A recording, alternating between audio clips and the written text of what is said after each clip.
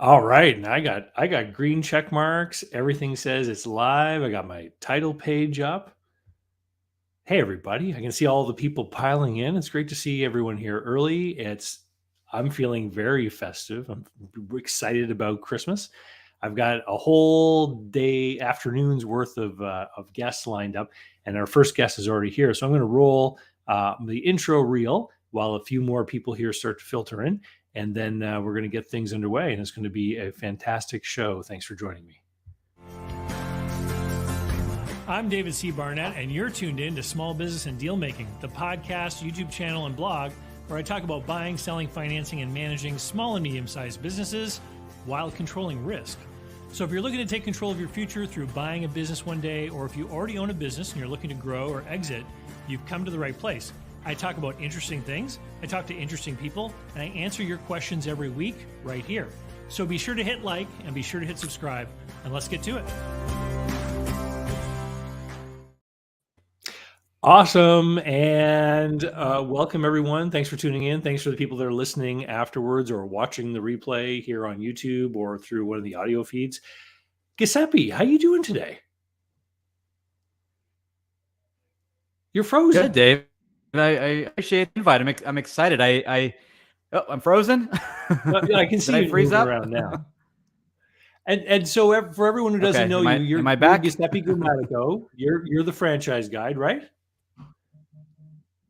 That is me. Yeah, I'm excited to be here. I missed last year, so looking forward to today.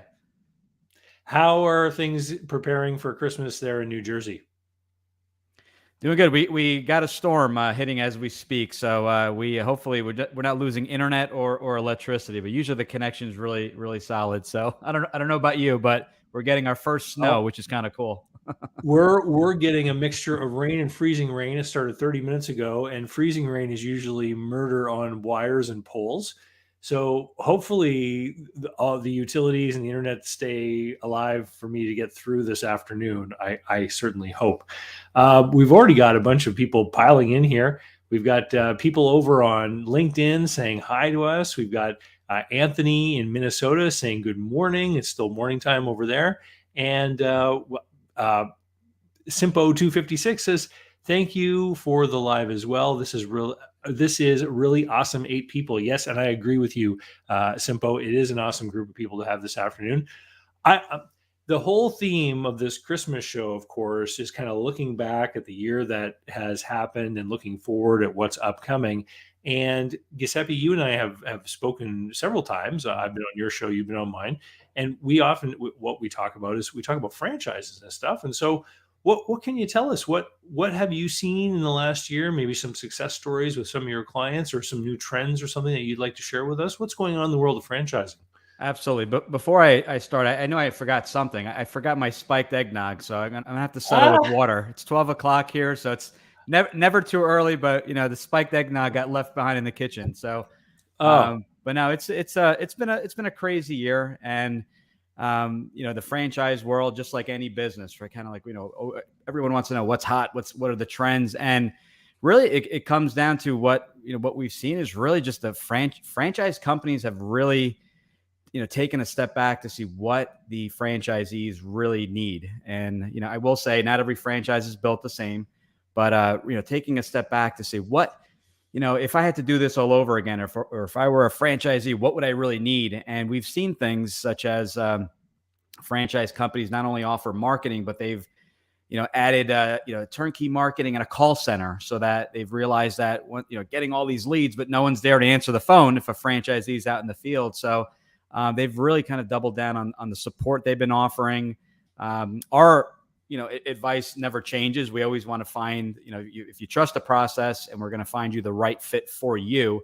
But yeah, I mean, we've really seen the support really pick up. We've had companies put together, a big pain point for franchise owners has been finding employees. We have a franchise company put together their own recruitment department, where they help you find both employees and 1099 contractors. So that was something new, and I feel like that trend is going to continue. So the industry itself has been doing well. Obviously, coming out of COVID, And it's been a blessing in disguise for certain companies because they've realized they could do business in many cases digitally versus having to do business in person. So there's definitely been some positives. If obviously we don't want to go through that ever again, but there's been some positives of what kind of has come out from that. When you talk about franchisors setting up call centers and stuff to help answer the phones for the local locations, that was the first thing that came to mind was, oh, that could help with people having a hard time hiring, because it means that maybe if I can't find someone to be a full-time sort of reception or front end person for the local office, it means that I don't have to worry about inquiries coming in being handled properly. And I suppose those people in the call centers are taking telephone inquiries as well as the online, live chat and email and all that other stuff that happens now. There's so many different ways to communicate. Yes, and the cool part about it is that to your point, right? It's like how do I find employees? So now this is one less worry. They have the marketing done for me. I don't need a marketing person per se. I don't need telemarketers in the office that we're constantly hiring. So they take it off your plate. The need sometimes for an office, which is kind of cool, right? So it's like you need an office, but now that the maybe you have a small team of salespeople and technicians, they can go, if it's a service type of business, they can go directly to the customer and just report. You supply them with a vehicle and you're done. And you can run the business off your laptop at home, which is really nice. And with some travel, obviously going and see clients and your employees. So you can just meet at a local, coffee shop if needed for your weekly meetings. So it really keeps the business lean so that you don't have to worry about all these added expense you don't really have to take on. Awesome. More people continue to pile in. We got people waving at us all the way from Atlanta. And Kevin is a regular viewer. He joins us from Central Florida. He's down in Lakeland, Florida. Oh, cool. And Billy says, first time with you guys, excited to learn. Thank you for sharing from Seattle, Washington. Great to see you again. And someone from Phoenix, Arizona. No snow here. Yeah, we know. That's, yeah. Everyone, people go to Arizona to avoid the snow. That's okay. Well, I'll tell you. How hot is it? Well, it's probably just perfect today. Right. But so that's interesting. So basically, what you're saying is that the people that create these franchise businesses and offer them, they're also thinking about this whole trend towards sort of virtual or flexible work environment, right? Like they're creating the opportunity where people can operate a franchise business, but not necessarily need to be tied down with an office or something like that. Is that something like it? Are there any big, and I know you have access to a lot of news and announcements, are there any big new different things that you've seen for 2023 that have made you stop and think, hey, that I haven't seen that before? New things, I wouldn't say anything new. What I have seen is franchise companies adding additional service offerings. Right. So, and I'm not saying this is in every case, but for example, we had a franchise company that started with painting of vinyl siding, or actually, I take that back. I think they started with cabinets, kitchen cabinets, and then they said, well, how do we utilize our technology? And they said, well, we can now paint vinyl siding and the soffits and the gutters, with the same equipment and stuff, same equipment and same chemicals, requiring just some maybe additional training. And then they took it up a notch and said, well, can we also restore the roof, assuming it's in somewhat decent shape? And they went ahead and actually you can restore the roof both with color and texture. So same technology and same chemicals. So I've seen that. So not only the support, but franchisors are coming back saying, okay, you've been trained, you're doing well. How can we help the franchise owner make more money? Is it going after if it's B2C, is it going after the commercial markets? Is it adding additional revenue streams? And we've seen that time and time again. We have one franchise company we work with just recently added, they kind of do work outside the lawn, the irrigation systems. They threw in as an add-on mosquito spraying as a fourth revenue stream. And mosquito spraying in general is a franchise in and of itself. So they were able to provide that to the franchisees as an optional service. So that's a big win for someone that has already invested in the franchise, and then they don't have to actually go out and buy another franchise, although there may be in that case some equipment. So we've seen that time and time again. One thing I do want to mention, since we're on the show, and I want to thank David. We've known each other for several years now and been on each other's shows. And David's my go-to. I get the question all the time: how do I sell my business? So we recorded a show, I think it was last year, was that topic, exit strategy planning. So Yeah. David is my go-to. So anyone that talks about, well, valuations and how do I go about it? How long should I own the business? In some cases, David's such a great guy. He may come back and ask you, why do you want to sell it? Because he's also able to maybe fix some things in your business, which I know I've heard you've done in the past, where maybe the owner wasn't involved as much. And then that person came back and said, you know what, maybe I don't want to sell my business. So this is my endorsement for David. You're literally my go-to, because I cover the entire US as well as Canada. Anyone looking to buy a business, I have one go-to, and that's David C. Barnett. And I highly Awesome. Well, recommend you. thank you very much. Let me know later where to send the endorsement. Yeah. No. we got Billy on, who says there's 17 people watching, but only 6 thumbs up. Please hit the like button, everyone. Yes, please do hit the like button. And of course, I can see in the corner of my screen how many people are watching. It's slowly creeping up, which is great, as more and more people join us.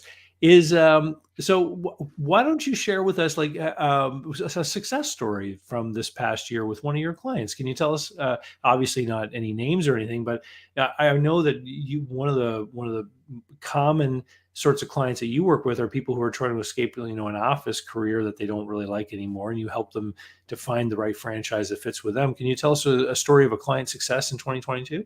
Yes, I can. And it's actually in your neck of the woods, which is kind of cool. And young gentleman, has been in law enforcement in that field for many years, and just felt things weren't going, just wasn't happy. When you're just not happy, weren't fulfilled. He had reached out to me listened to one of the shows and said, I need a change. Unfortunately, he was really close with his father.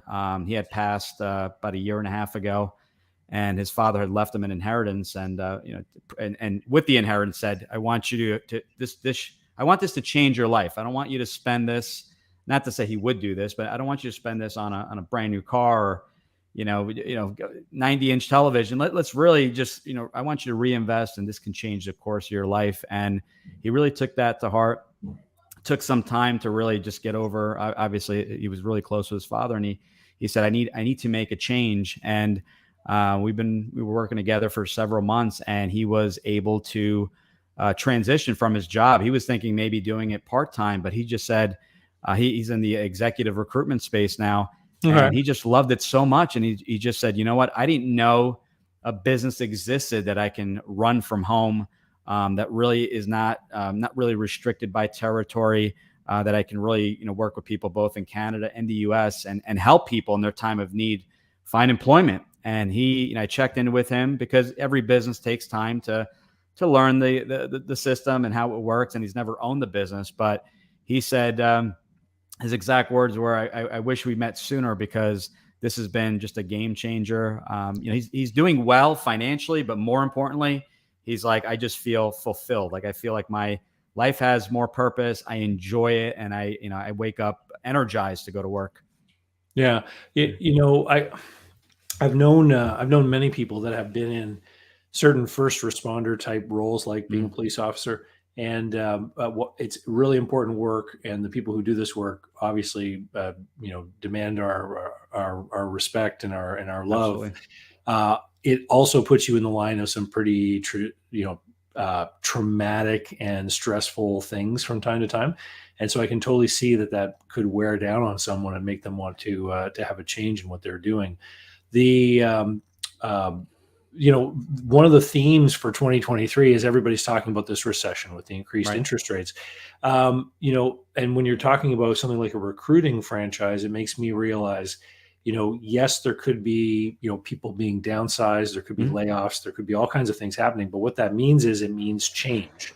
And the more people moving around, the more people looking for work, the more companies realizing that they can now maybe access better quality talent because there's more people out there. It bodes well for this guy for being involved in that industry. Absolutely. And that's the best part. It's not just about new openings, it's replacement, right? you may have turnover. You may have to, you may have to, people leaving, or you may have to, obviously fire an employee or two. So they're always looking for good matches, for the company. Sometimes people been with the company, they kind of lose their excitement for the role or for the industry, and they decide to part ways. There's people retiring every day, so there's always a need for that. And yeah, we don't know what's to come. The good news I tell everyone is that, and this is how I earned all my white hairs. I had black hair before getting into business on my own. Is everything is cyclical. I worked in the investment world, and it doesn't make all things better, but things they go up, they go down. You have up markets, bad markets, and in my personal opinion, opening up in 2007 and 2008, my first franchise business, that was a really rough time to open. We were in the cleaning and building service space, but you look for opportunities, and those opportunities were in healthcare, because these are industries that are not affected as much by what's going on in the economy. So there's you want to find that right match for you, and realize that yes, interest rates will come down eventually, things will improve, but the opportunities, we've heard people find steals in the real estate market right now, because a lot of people are moving out of certain areas, such as in New York City and in the northern New Jersey markets we've seen. So there's definitely opportunity. If your eyes are open and you're willing to look for it, you'll definitely find something. I got a funny story. You want to hear a funny story? Yeah, I want to hear. Erica, my assistant, was working really hard to find me some podcasts to be on, and she was able to find this Australian small business podcast, and the recording is going to be released after New Year's. Okay. And I was like, I wonder, where this podcast lays sort of in the lay of the land of Australian small business podcasts. So I started Googling top Australian small business podcasts, and you want to know an amazing thing that I discovered on one of these lists? What's that? One of the top Australian small business podcasts is actually the How of Business, hosted by our friend Henry Lopez. And I was like, holy cow, Henry Lopez made number 4 on this list, and he's not even in Australia. And I emailed it to you, Henry. What did you think when you got that? Well, thank you, and I appreciate the recognition. When I look at my stats, I've known for many years that, and I've spoken to other Australian podcasters, and the Australians love American podcasts. So yeah, I'm flattered, but yeah, thank you for sharing that. You definitely have a better radio voice than me. You definitely have the I have to work on the voice, but you definitely have that very DJ kind of cool voice. So that's my goal. An even deeper one. But my daughter says she won't. One of the reasons she does not listen to my show is she says, "Daddy, that's not your voice." So she doesn't like it for that reason. That's funny. So for people who don't know, Henry, you are the host of the How of Business podcast. You're also a business coach, and you work with people all over the place. Giuseppe and I were just talking about the year that we've been through. How has 2022 been for you and for the people that you've been working with? Well, I was thinking about this, and Giuseppe and I recently discussed some of this on his show, on his great podcast. I've seen both extremes. I'm seeing the continuation of people wanting to leave the corporate world and start a first business. That's why we're seeing so much activity and interest in franchises, for example. So I continue to see that very strong in certain segments, like my wife's business. She's a independent travel consultant. Mm-hmm. She's had a banner year after 2 years of doing nothing but canceling trips. She has had a record year. So people definitely want to travel. Conversely, it's interesting. So during COVID, people were improving their homes. So I have a client, for example, a couple of clients whose businesses are home improvement type, not home services, but home improvements. Mm-hmm. And they're seeing a slowdown because now that money is going to people traveling, right? So there's a shift there that I've observed. And then, of course, as you guys were just chatting, the inflationary situation, the continued supply chain challenges for certain segments, and interest rates, those things are impacting businesses. But overall, as far as what I do, I see that continued interest in people wanting to start their own thing. It's interesting because I see a lot of financial statements, from different companies that I'm looking at with people, or I'm working with the seller trying to figure out, what's reasonable as far as offering a business for sale. And I've seen a lot of businesses, have that big drop because of what happened over the last 2 years, and then these recoveries. Mm-hmm. And then I've seen people who've had the big increases, but I've yet to start seeing on paper. Of course, financial statements are historical. I've yet to start seeing on paper the crest off of the people who benefited.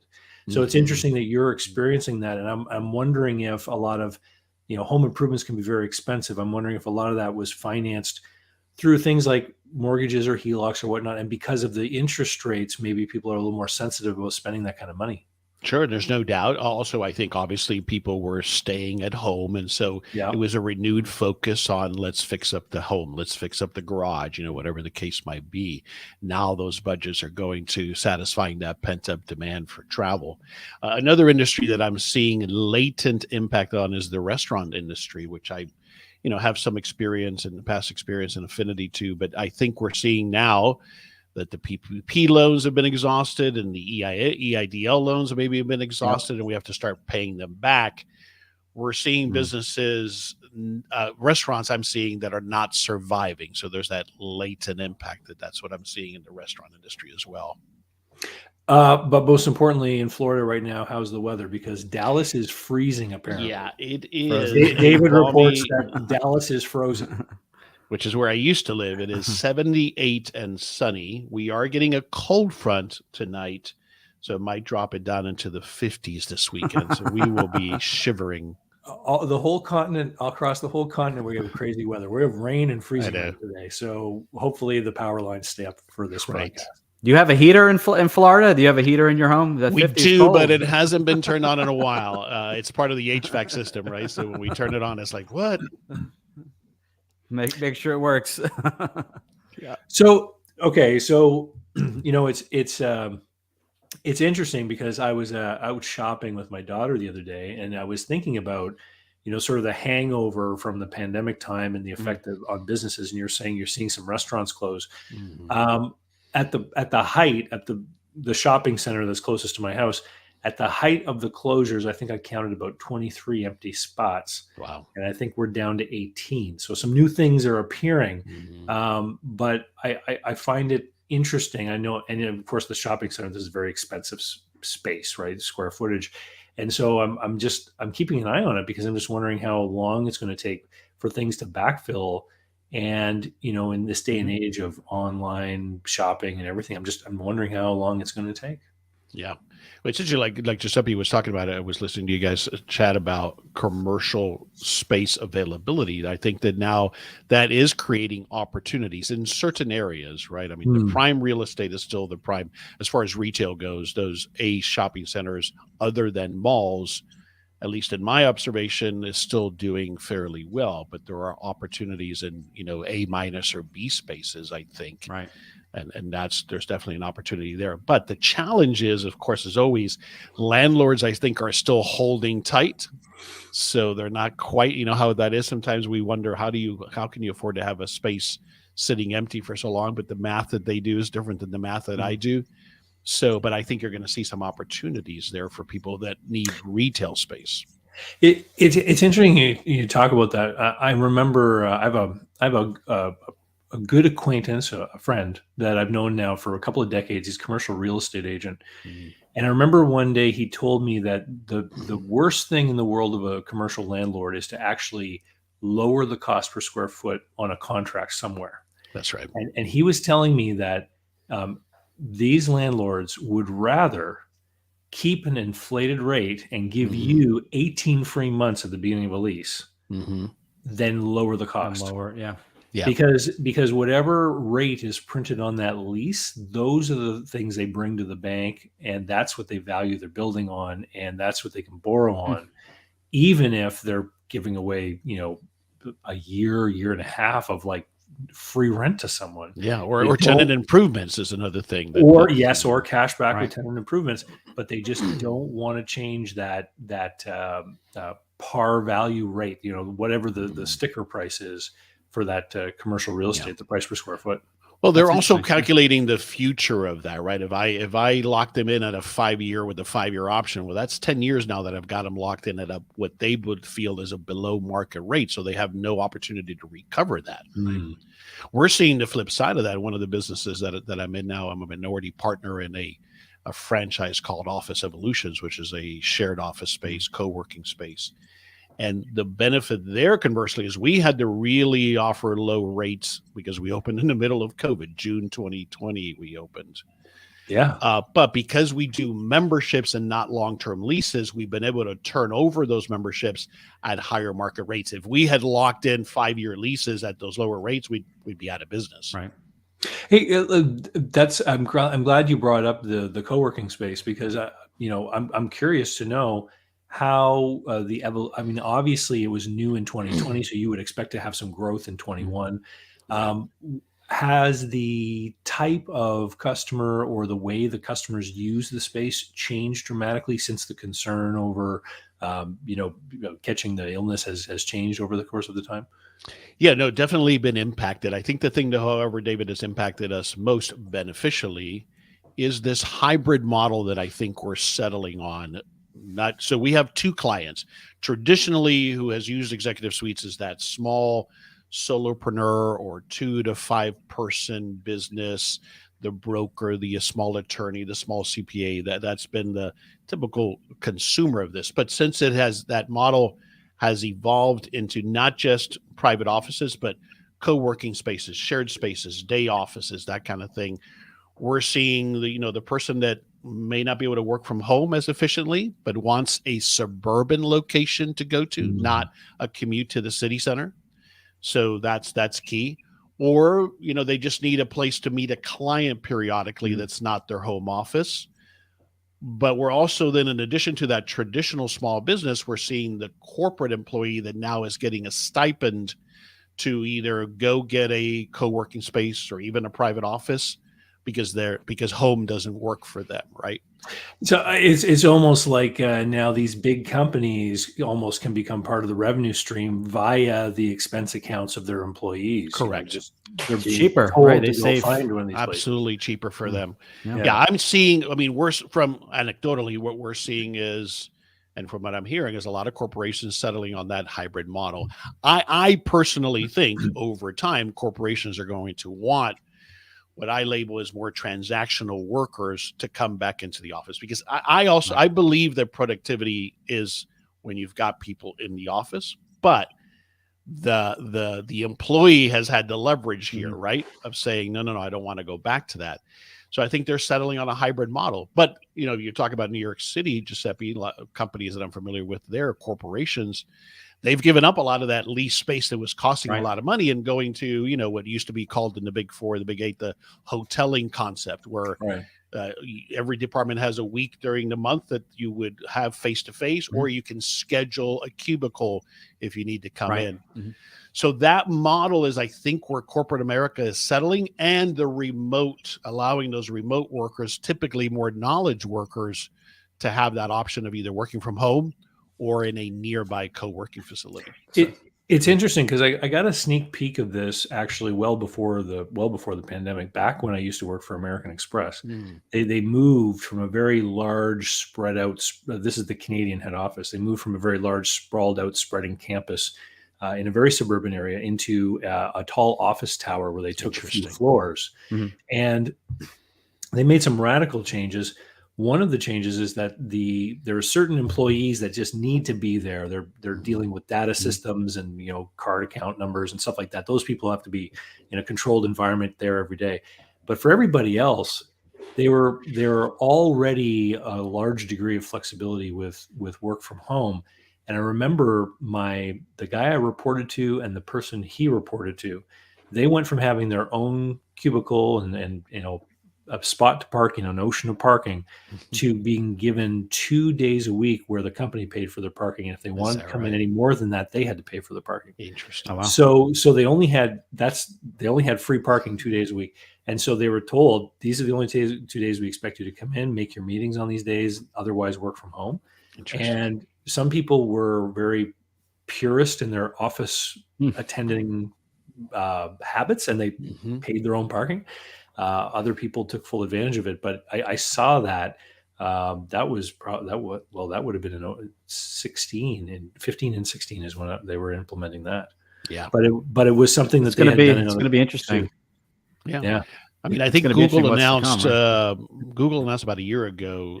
It was in an article. Their chief of real estate or whatever, that they're looking to displace about 20% of their workforce, at least for the foreseeable future, out of an office. Now, that's when you're talking about Google's numbers. That's a lot of people that are being Right. put either home or to some kind of shared office space scenario. And we got to test it, right? They said that you're not efficient when you actually work from home, and because of COVID, they got to actually test it, and they're like, "Wow!" Yeah. And I think I used Zoom maybe once or twice before COVID, literally maybe once or twice. Google Meet here and there, and now I think I use it 5 to 10 times a day. So it's pretty amazing how it shifted, and employers are like, "Wow." Yeah, it's a good point. I mean, obviously, we'd been using it for coaching for quite some time before that, but it really has what it has done. I think that's a lasting impact on business, including small business owners. And we have to look for where there might be opportunities. There is now it is acceptable. I mean, you're talking about even an industry like the medical field, where they had been playing with and testing a remote or what teledoc kind of. Now it's like accepted. So it helped us make that shift to perfectly acceptable now to conduct all types of business over Zoom or whatever other platform that might have previously people might have been skeptical of. Yeah. Yeah, absolutely. It's true. And I know, I work from home. My office is here in the house, but I was on a trip down to South Florida. I was down in Miami back in April. Right. And one day I did need to work. So I went to a co-working space in South Beach, and the place was packed. I mean, it was vibrant. It was like a buzzing beehive. I mean, the desks were all full and the offices were all taken. And there were these little rooms you could go. And if you wanted to do like a Zoom call privately, almost like I would call it like a telephone booth kind of little spot where you could sneak away from other people. And I thought it was a really cool spot. It was different for me to have all those people around. But I could definitely tell that, their business was doing well because the place was full. Yeah, we have those phone booths as well. But you touch on something that's very important. And, so I'm a person that loves working at home. I've been working at home for 20 plus years. I love it, but I'm more of a lone wolf type. My business partner on many ventures, David Begin, is the opposite. Like we argued for a long time. And when we had the car wash business, we need an office. We need an office. Like, we don't need an office, but he needed that. But I think that most people do need that social interaction. Yeah. Plus, you touch on a key thing. It's why incubators are so successful, right? Yep. That energy that you speak of, David, that is so powerful. As business owners, as entrepreneurs, it can be a very isolating thing. So coming together with a group of people, I think, is very energizing, if nothing else. I would agree with that 100%. It's nice not to have a commute, but yes, I do miss that interaction. Let's go grab a coffee, two desks over. So I do miss that aspect. Mm-hmm. Awesome. So, okay, last time, Henry, you and I were speaking, you were talking about how you were working with your coaching clients, and you were talking about with me a little bit about the framework within which you work with some of the small business clients. Do you have, can you have any success stories from 2020 that you can share with us about how some people have grown or evolved maybe in their business? Yeah, I wasn't thinking about specific names, but yeah, we've had some successes. I've had some successes. Mostly I either coach someone who's looking to start their first business, okay, or that early stage business owner that's trying to get over that initial hump, right? But I'll tell you, things haven't changed much. For that person looking to start a business, it's that mindset more than anything else of overcoming what I've always identified mostly as that fear of failure. But getting through that and that planning phase is critical. So yeah, I've had a couple of successes there this year. And then on the business side, it's a matter of, again, how do I implement the right systems to make this thing work and move forward? One of the biggest things I think is separating the idea from the business model. And I think that's where sometimes people get hung up because, you know, we've been fed so much, especially I think recently, on find something that you're passionate about and the money will come. I think that's a bunch of BS to a big extent. I Yeah, think you do have to me enjoy too. what you do, but if the business model doesn't work, all the wishful thinking and passion in the world isn't going to make it successful, right? So yeah, I don't think I'm answering your question, David, but yeah, I've had some great successes this year, fortunately, in that regard. Good. Can I Good. can I add to that? Because I think Yeah. we're saying the same thing, and then it's funny, the whole passion piece. I get that every single week, and I too was looking at things I truly was passionate about in soccer. Like, should I own a soccer retail store? Or should I buy a stadium? Well, that wasn't in the budget, but you know what should I be doing? And someone broke it down for me, and I don't remember who it was, or maybe it was a group of people in a meeting, but basically they said, you know, your passion, your why was my family and spending time with them. So I'm like, so I took a step back and said, what vehicle will allow me not to be there every single day so that I can run my business and live my life? And because of that, I did find that first business, I became a soccer coach. And that to me was it wasn't about making millions and millions of dollars. It was about spending time with my kids, because as they become teenagers, they don't want to spend as much time with me. So I had a small window, and they're like, do it now while they want to spend time with you. And I became a coach, and the business, I you know, worked hours, but it was flexible. I was able to do the things during the day. So the passion piece is really, what are you trying to accomplish?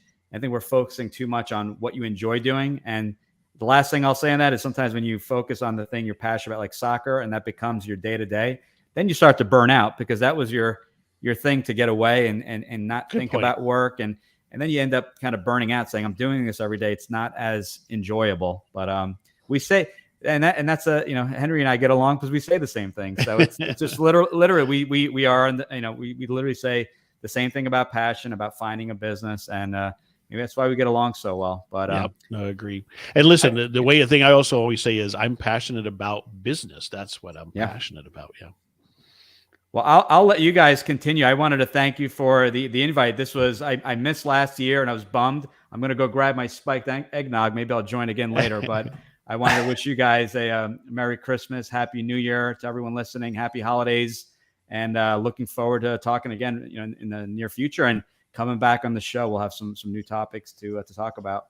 Awesome. Good to see you, man. Have a great, Thank you. great Take care, holiday, guys. Bye, You too. Giuseppe. All right. Bye-bye. You know, it's so true what Giuseppe was just saying about family and stuff, because you know, I was always very passionate about taking my kids on trips and things in the summertime, and I always kind of looked at the summertime as that time where, you know, school's now been removed from the calendar, and so we have this flexibility to do whatever we want, go on whatever adventures we can. And I was very fortunate in 2019 to have planned out a big cross Canada train trip with the kids. Oh, wow. So we were gone for 21 days. We went out to the West Coast, Vancouver, Banff, Jasper, all those places, and then took the train all the way back. And I'm so fortunate because, you know, if we had delayed by 1 year, of course, 2020 was the next year, and the train stopped rolling for a while. That's right. Yep. But this past summer in 22, I planned out the summer with all of these adventures and things that I wanted to do with the kids. And then my son made a competitive baseball team. Oh, wow. And so then it's like, oh, and so I had to basically tear up the whole schedule, because all of a sudden now we're traveling to tournaments, and we're going to places, and we got to be here, we got to be there, and we've got so many nights a week we're committed to this. And then I kind of realized, you know, that whole time of my life with the kids is now past. My daughter next summer will have a part-time job, and you know, he'll be in baseball again. And so it's like, you know, anyone out there listening who has younger children, like, you got to make it a priority to create those memories when they're young, because as they get into teenage years, you know, you lose part of the controls. It's literally like the wheel gets taken from your hands. I know your daughter's older now, so you've lived through this part. Oh, absolutely. No, I couldn't agree with you more, David. How old are your kids now? Well, my son just turned 13, and my daughter will be 15 in the spring. Yeah. No, I was always very conscious of that. We only had one child. We wanted more, but because of complications, had the one child. But, you know, to that point, one of the things that I did that I don't regret is that it's as I was leaving my corporate sales career in 2000, 2001, is I bought an RV. Certainly at that point, I couldn't stay at another hotel room, right? I was so burnt out from travel. I had done 2 million miles on American Airlines alone, right? That was Wow. just one of the airlines. But I bought an RV and we took extended trips. This was my daughter was preschool, so it was very fortunate, a lot of control. And so we did that for 2 years. And I look back at that time with cherished memories. But yeah, I think that as it relates to that, one of the things I always tell small business owners, listen, you're going to have to make some sacrifices in that startup phase. But that has to be part of the vision, the passion, the goal. How does the business serve you? And part of it is, does it allow you those freedoms of time to go spend Yeah. it with the people that you love, right? Because it goes extremely fast. Absolutely. We've got a few more comments here. Fubar Temp says you gotta love recurring revenue under contracts, like the members of the co-working space, obviously. And then we have David says, my dad wants to retire and sell me the assets of his solopreneur sales business, Hmm. name and online reviews. Any tips for finding arm's length price for assets when the key man will be retiring? Well, what I would recommend is that the two of you together should go find someone who can put a price on the business, and make sure you decide beforehand what kind of price you're looking for. Because are you looking for a fair price, or are you looking for a reasonable price that might help you out, or are you looking for a price that might help dad's retirement out? Figure out what angle you're looking at, because if you go together and engage with someone to evaluate the business, you can certainly transmit some of those things. And there's different definitions of value and different sort of assumptions that can go into the valuation that can steer it one way or another. And so, when you're talking about something like this, obviously you can't just put a dollar or something like this. Tax authorities are going to have a problem with that. But the realm of reasonableness can actually, it's not one point. It's a space. And so figure out between your dad and you what you're aiming to do, and then go looking for someone who can help you out with that in mind, to give you some kind of documentation if you ever need it after the fact, if someone ever wants to look at your transaction. Agreed. And I think this is the kind of business, David, that lends itself to an extended, perhaps transition period, if possible, right? Because it is so much apparently in the value is in your dad's name, and that's the affinity that that clientele has. So the value is in most effectively transitioning that customer base, that client base, to you. And to David's point, from a taxation and value perspective, it might be that it's one of those models where you pay a certain small amount up front and then a revenue share over time as he transitions those clients to you. Yeah, exactly. Billy, says agrees with us on what we're saying about time with the kids. You got to spend more time with them when they're young. I fully agree. Dave says thank you for the comments. Very helpful. No problem, David. And so, I believe I heard on one of your podcasts, your daughter's moved on to university and everything. Are you going to be able to get together with her for the holidays? Yeah, she graduated. Absolutely, she's here now, actually. So we're very fortunate. That's been another one of those benefits. The corporation that she works for allows her to do remote work. Again, they're doing this model that I referred to, where they schedule meetings maybe once a week or so forth, but otherwise she's remote. But she graduated now 2.5 years ago. She lives in Manhattan and works for a corporation there, and I'm helping her build her side business on the side. She very much, her passion is fashion. She's working for a retailer now in the corporate planning department and learning lots there. But her passion is a vintage clothing business. And so we've been doing that on the side. So I've been helping her with that.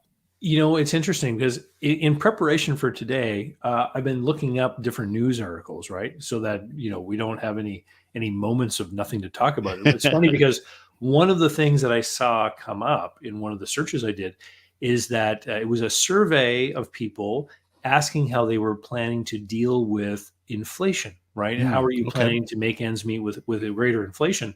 And there was a surprising number of people who actually indicated they were going to engage in some kind of side hustle or get into some kind of business as a way to try to hustle up some extra cash to pay for things.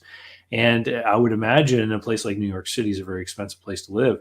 And so, you know, what, how quickly is she going to do this? Like, how is this a passion thing, or do you think she, you know, needs to get the cash flow rolling for herself?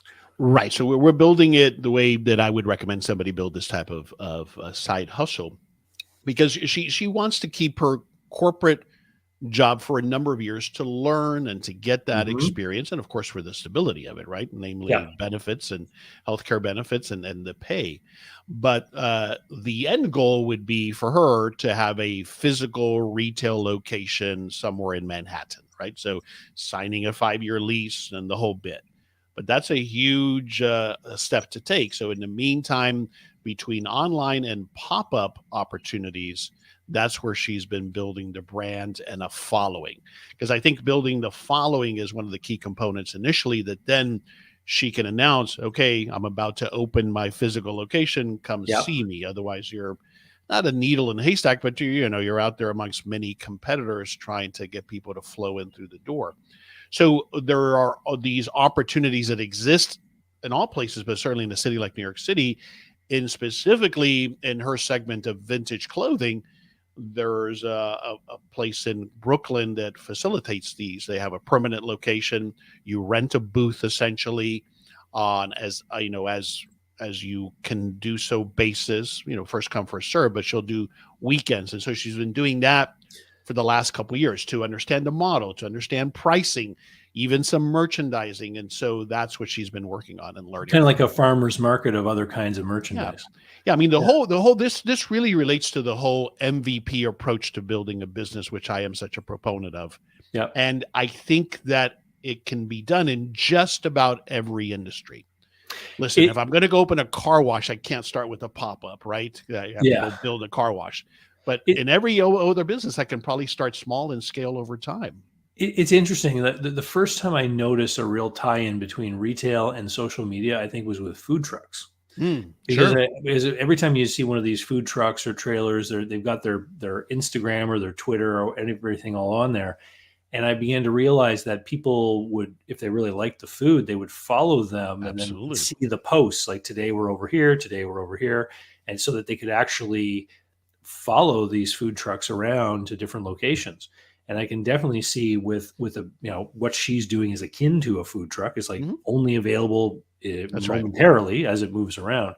So that's really interesting. Yeah. And there's so much to learn there that right now she curates the inventory herself. So that doesn't scale. So the next step is, okay, now how do we get this stuff wholesale? Now that's a whole another level of commitment. And so that's kind of where we're going to venture into in 2023. Speaking of coaches, we have a coach of coaches who's joining us right now. Ladies and gentlemen, here is Mark Mowini. Mark, hey guys. Hey Henry. Hey Dave. Including my coach. Hi Mark. Yeah. Hey Henry. Good to see Mark. you. Mark is the host of the Natural Born Coaches podcast and a good friend of mine, and recently just moved back to town. So I've been able to renew my occasional getting together and having a beer with Mark recently, which has been great. I made Dave promise not to tell any stories because we just got back from a trip to Niagara Falls. We'll stay away from that. We'll focus on the business stuff. What happens in Niagara Falls stays on Instagram. Yes, right? Exactly. Or goes over the fall. Speaking of kids, Mark is a perfect example. You've got how old is your boy now? 14. 14. Yep. Time flies. He's a high schooler, and I can't get over I mentioned to you, I think, Dave, the change in social life between middle school and high school is like he had friends and did stuff in middle school. Now I feel like I'm an Uber driver, but I don't mind. I enjoy it, but it seems like his social calendar is quite full with stuff going on. So yeah, he's growing up. That's awesome. And so Henry and I were just talking about the year that was and things that we're looking at moving forward. What happened for you in 2022? How has your business changed or grown? Geez, it's a good question because you guys probably found this too. And with everything going on with COVID and stuff like that, I'm trying to keep the years straight. Did that happen in 2020, 2021, 2022? I would say with my business, really, I'm grateful that I have certain disciplines I do all the time, like daily emails and consistent podcasts and stuff, because that kept me on track when the world was going to hell in a handbasket and everyone's freaking out. I'm like, well, got to do my daily email day, got to do my podcast, got to do my Facebook group stuff. I don't know if there's a whole lot of changes, really. I mean, I increased my fees again, which I try to do consistently. That's a win. And Are you saying you're one of the causes of inflation? yeah, I had to do that. I won't get into politics too much, but due to some of our leaders, I had to make some changes with my pricing. But even in record inflation times, I think it's important at least every 6 months to a year to evaluate your prices. And I always have a little tinge of hesitation because you're thinking, it's going well now. I don't want to shoot myself in the foot. I just make the change before I can change my mind, and then I've never regretted it. Knock on wood. So one of my emails that came out this week was about price increases, and it was I did relate to that. I said, in the world of business, we try to help and solve other people's problems. We try to serve our clients, and we want what's best for them. And in exchange for delivering that, we are able to get provide for ourselves through our business. And so, that from your customer's point of view, obviously they would like to keep more money in their pocket. And so there is a real conflict that occurs in a lot of business owners when it's time to stop and examine your pricing and make that decision that you need to increase something, because oftentimes you don't want to do it, but to your point, you have to, because certain things are outside of our control. And if you keep going to the grocery store with the same $200 every week, pretty soon you have to leave something on the shelf. Right? And the other way to look at it too is you're improving year over year. So hopefully you're a much better coach or entrepreneur than you were service bride or whatever December of 2021. And hopefully you'll be further along a year down the road. So that has to be reflected in your pricing. What economists would call a hedonic adjustment. Yeah. Hedonism, I'm all for it. This topic of price increases is critical, guys. It's one of the things I was going to bring up, Dave. So I'd be interested when you guys continue discussing that, because, again, just about every business owner is hesitant and afraid of what price increases might do. But it's critical that we do so, and I think our clients and customers will understand. Now, we do have to be careful. We have to be aware of what competitively, where are we placing ourselves? Are we pricing ourselves out? But, I just had this discussion with a client of mine who's a wholesaler and worried about whether his retail customers were going to balk at it. And part of what he did is kind of revisited what is the value that he's delivering. To your point, Mark, what is the value he's delivering, and maybe enhancing that. So in that particular customer's case, a food wholesaler, what could you possibly maybe add and embellish in the way of merchandising and helping the retailer move that product? So where can you add value? But you have to be okay with, you might lose some of those clients that are price sensitive, but your profitability is what you have to worry about, because your costs have gone up, right? Yeah. We cannot keep absorbing that. We cannot, as business owners. We've got a comment here from the profit answer man himself, who says everyone is facing inflation. You have to ensure your prices keeps up with your cost increases, because, hey, if you end up not making money and you're out of business, you're not going to be serving anybody. So you got to stay in business. And you guys can see what's in the background here. I'm not afraid to admit that I love money. And I think a lot of entrepreneurs are afraid to talk about it. It's a taboo subject.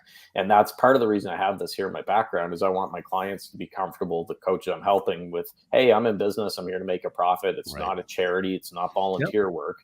And ironically, I find that the people who pretend that they don't like money are usually the wolves in sheep's clothing, and there's plenty of them in the coaching world. Oh, put your wallets away. I'm just doing this for the betterment of mankind, and I'm here to, impact 1 million lives by the time I'm done, or whatever. But some of them are the greediest MFers out there. Agreed. If you don't love money, it won't love you back. It says Profit Answer Man.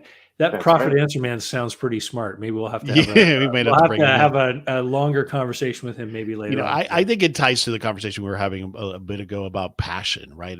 I think it's tied to that thing. Oh, we're supposed to be blind, not worry about the money. The money will follow. BS. We have to set up our businesses to make a profit, because that's, as Mark said, we're in business to make a profit. Yeah.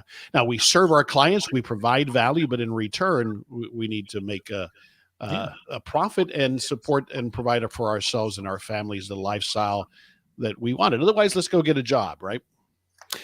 Well, this is exactly it.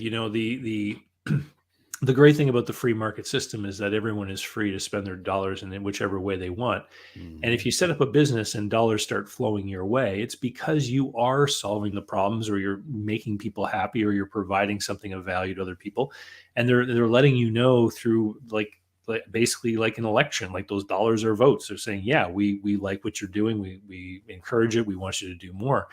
And if the dollars don't appear, it means you're not delivering, which That's means you need to repurpose yourself. And if you can't figure out how to do it, then selling your hours to an employer to go get a job, like you just said, is one of the things that happens.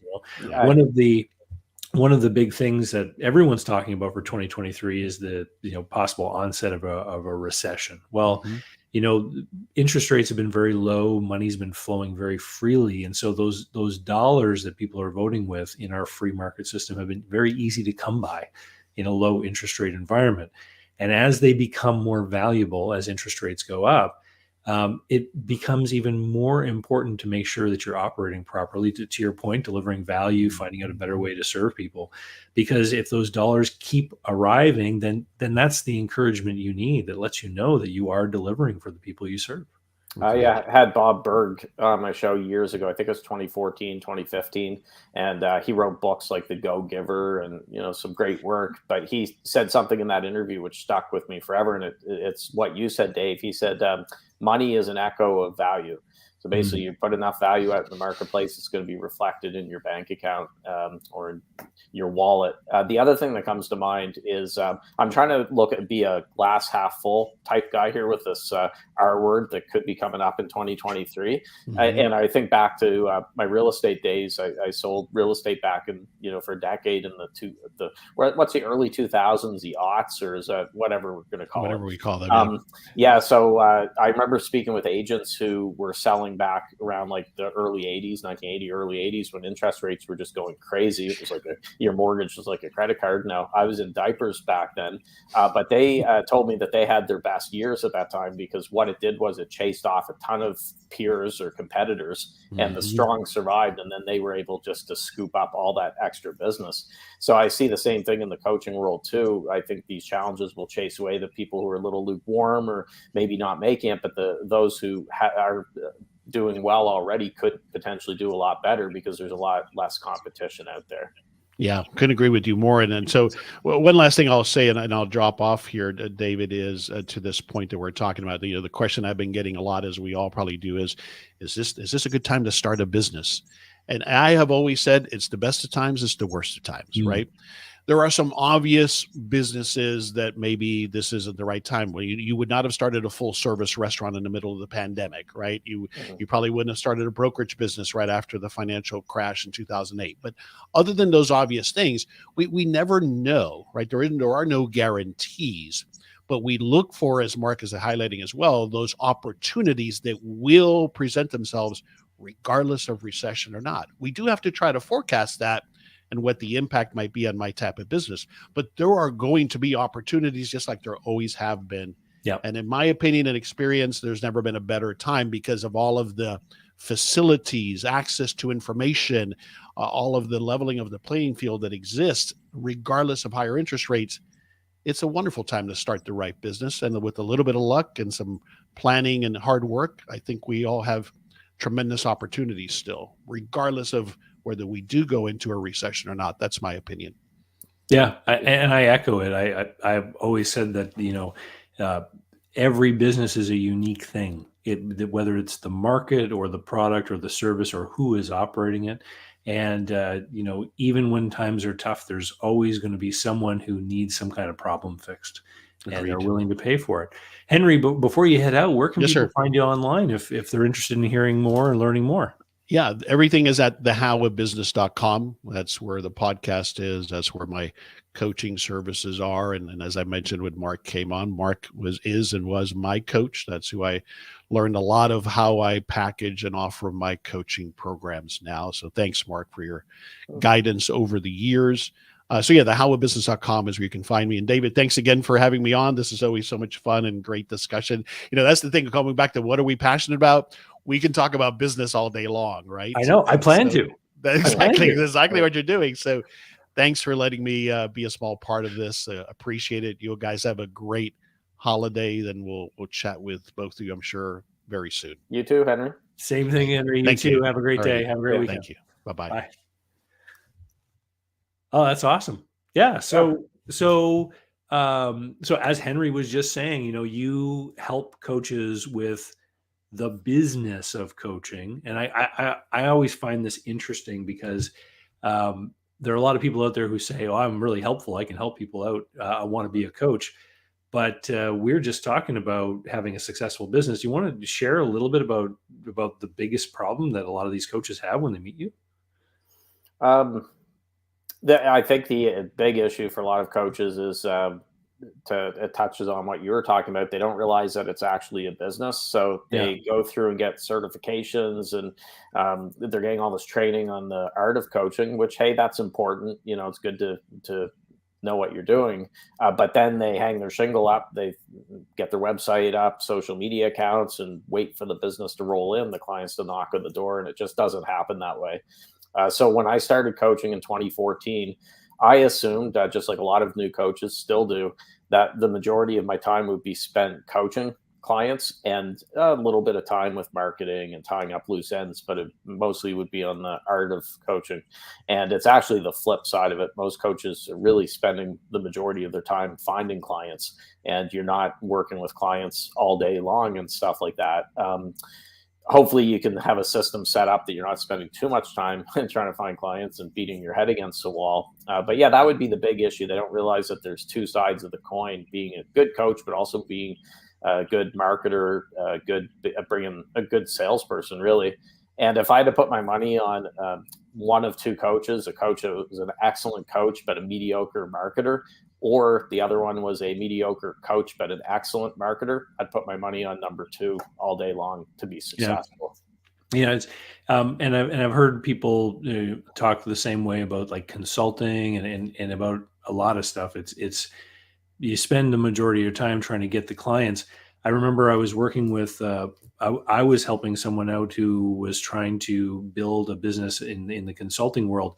And they were basing their rates based on their experience as an employee. They were thinking, well, if this is what I earned as an employee, then I should be earning something that relates to that or charging something that relates to that wage. And I had to show them, like, no, because when you're an employee, you don't have to find the work. You just show up. The employer gives you the work. You just do the work. When you're a consultant and you need to spend, to your point, 70, 80% of your time looking for work, it means that how do you then get paid for all those hours?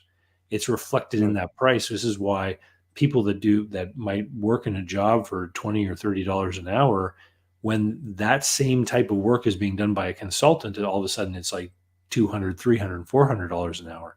It's got to do with the fact that number one, when you hire the consultant, you don't need to. The person who hires the consultant doesn't need to take on all the apparatus and burden of having an employee, and they're just basically hiring someone to do a specific problem for them. It's like sniper shooting, like get this thing fixed. Yeah.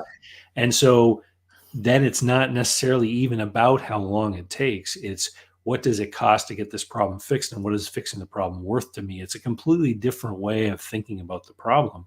And this would be the same way with the coaching. If one of those coaches you're working with can help somebody, fix a problem in their life or fix a problem in their business, that can be so incredibly valuable that it warrants, whatever fee it is that people end up charging.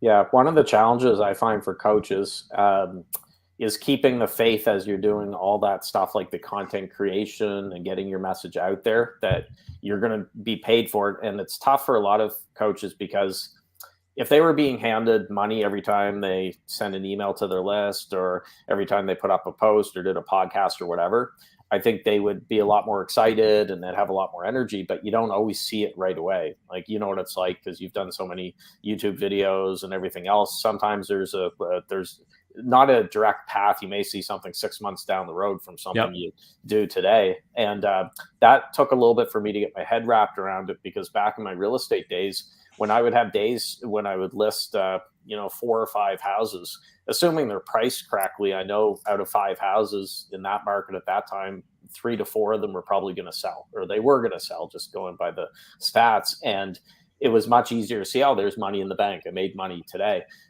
Coaching can be a lonely existence. You're in front of the laptop by yourself, usually working from home, and you're doing all this work, but you're not being paid right away. Dave, my twin brother, Matt, he has a podcast editing business. Yep. And he has a couple of people working with him. And when they edit a show, they get paid X amount of dollars for editing that show. They get paid right away. It's not like that in our line of work with it. So it's a little bit of a Jedi mind trick. You have to play with yourself. It didn't sound great, but you have to play with yourself. I don't mean that. You have to play a Jedi mind trick on yourself whenever you're doing this work, that, hey, I'm getting paid for this right now, because you're not going to see it necessarily right away. Yeah, absolutely. And I mean, I can attest to that, because I've been making videos now for such a long time. It always surprises me when I can sometimes observe people discovering my content, because what will happen is someone will put a comment on a video and I won't recognize their handle. I'll be like, oh, that's a new person. And then over the next week, I might see that same person's handle appear multiple times as they put comments on other videos. And sometimes they'll end up putting comments on videos that are years old. And then they might end up showing up as a client. They end up sending me an email and they want to work with me, or they enroll in one of my programs or something. And then I think to myself, part of their pathway that led them to decide that they wanted to pay David and work with David to learn more or have something done by David had to do with the video I made 4 years ago. Yeah. Which in that moment when I made the video, of course, I was doing it because I wanted to teach and I wanted to promote myself and I wanted to get myself out there. But I had no affirmative, definitive accounting of the value it was ever going to deliver to me when I made it. It was just part of the work that I pushed out there, part of the plan, just like you're talking about, like having a plan. And you teach people to do things like emailing and being active on social media and all these kinds of things within a certain structure, so that they can then be present when those people go looking for a solution to their problem, right? Yeah, my whole thing in a nutshell, if I had to, actually, I do have it on a sticky note just to remind myself. I'll tell you what I have on the sticky note for the coaches to be successful. I mean, the 3 things that they have to answer, obviously, who do you help? You need to know that. And it can't be everybody. Unfortunately, a lot of coaches want to work with 8 billion people in the world, and that's not going to happen. How do you help them? So what are your offers, your products, your programs, and stuff like that? And finally, where are you going to find them? If you can answer those 3 questions, and then you're showing up every day and you're putting a good message out there that's helping people, you've got your offers all in place, it's almost impossible not to get results from that. Usually if a coach isn't getting results, there's something missing out of those 3 things. It's not dialed in properly. Often it is number 1, with who. And niching is an overused word in the coaching world, but there's a reason why niching is used so much, because it is important. Yeah.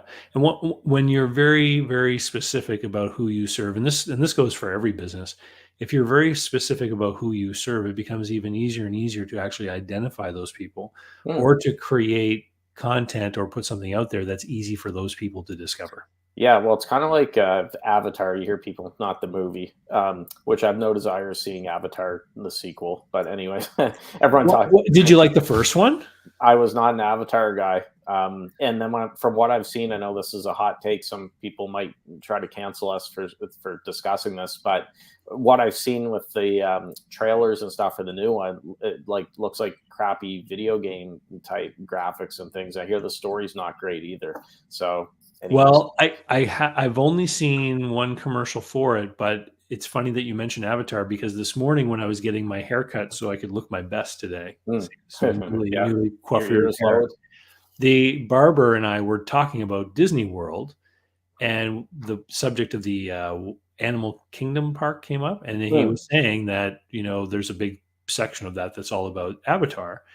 and he was describing one of the rides and just how amazing it was, because you could get to it's like a simulation of riding on one of those flying winged beasts, and he was just like telling me how amazing it was. Yeah, so it's now a movie review show. We'll get into the hits from the holidays and the flops. With avatars, a lot of coaches struggle because they're told that they have to have this ideal client avatar, ICA, and they think that that means that's the only person they can work with. So I help, women who are empty nesters in their 50s. They've been married for 25 years. They now have free time on their hands and blah, blah, blah. And they're expected to fill out all these different things, like what's this person's name, give them a name, what are their hobbies and everything else. The problem with that is they start to think, I can only work with that type of person, and I don't see it meaning that. The value I see in an avatar is it helps with the content creation. So when you're creating content, you're keeping that person in mind. It makes it easier to speak to that one person instead of trying to just shout out to a sea of people. Doesn't mean that you have to work with someone that fits all that. And a perfect example a past guest on my podcast gave was with Homer Simpson. Even if you're a casual Simpsons fan, haven't seen many episodes, most people can know if Homer's married. Obviously he is. They know that he has 3 kids. They know what he does for a job. They know where he spends his free time, at the bar drinking Duff beer. And they know a whole bunch of things. They know he likes donuts and everything else. Not that you'd want Homer Simpson as a client, but it makes it easier to create something if he was your target client with that in mind with it. So that's what I would recommend for avatars, is don't pigeonhole yourself that you have to work with just that person, but it will help with your content creation. Yeah, no, it makes good sense. And I recall back when I first got started with creating online videos, I don't know if you're supposed to do this, but I created 3 avatars. And so one, and I'll describe them to you guys. One is a 70-year-old man who, is looking at getting out of his business. Another one is a middle-aged man who doesn't like his job and wants to buy a business, but has a family and a mortgage and everything. And so needs to be able to find something that will make money from day one. And the third one is someone who's new to the country, who can't take advantage of their education and credentials from where they used to live. And so they need to get into a business of some kind in order to support their family. And so it's almost like when I make a video, I think of one of those 3 characters. Yeah. And so I can like talk to that person and try to be as complete in my messaging and my logical thoughts that as they flow in what that person would want to hear. Yeah, it's great for you too, because you're not going to ever get bored. You're not talking about the 70-year-old avatar 365 days of the year. You can mix it up and switch things out. So I'm all for whatever works for your business. So, if something works for you, run with it. And don't listen to Dave and I, necessarily 100%, but maybe you pick up a few things that you want to put into your business and go with it there. I find with me, I've got probably a Mount Rushmore of a few people that I follow. I pull some ideas from them, but I don't agree with everything that they say necessarily. And I put my own spin on some stuff. So that, for me, that works. What, your podcast, when did you get started? Was it back in 2014? Yeah, November 2014. And it's grown quite large now, hasn't it? Yep. Yeah, we're almost to 800 episodes. And, wow, that's incredible. And what I guess for anyone out there who is interested in any kind of business that would involve that kind of content creation, where would you point people to kind of start off, or how maybe is it different today than it was back then? For podcasting? Yeah. It's funny, when I started my podcast in 2014, I probably talked to you about this back then, but I thought I was late to the party. I said, oh man, because I learned from John Lee Dumas and Kate with Podcasters Paradise. Of course, John has had and still has Entrepreneur on Fire, and I think he started in 2012.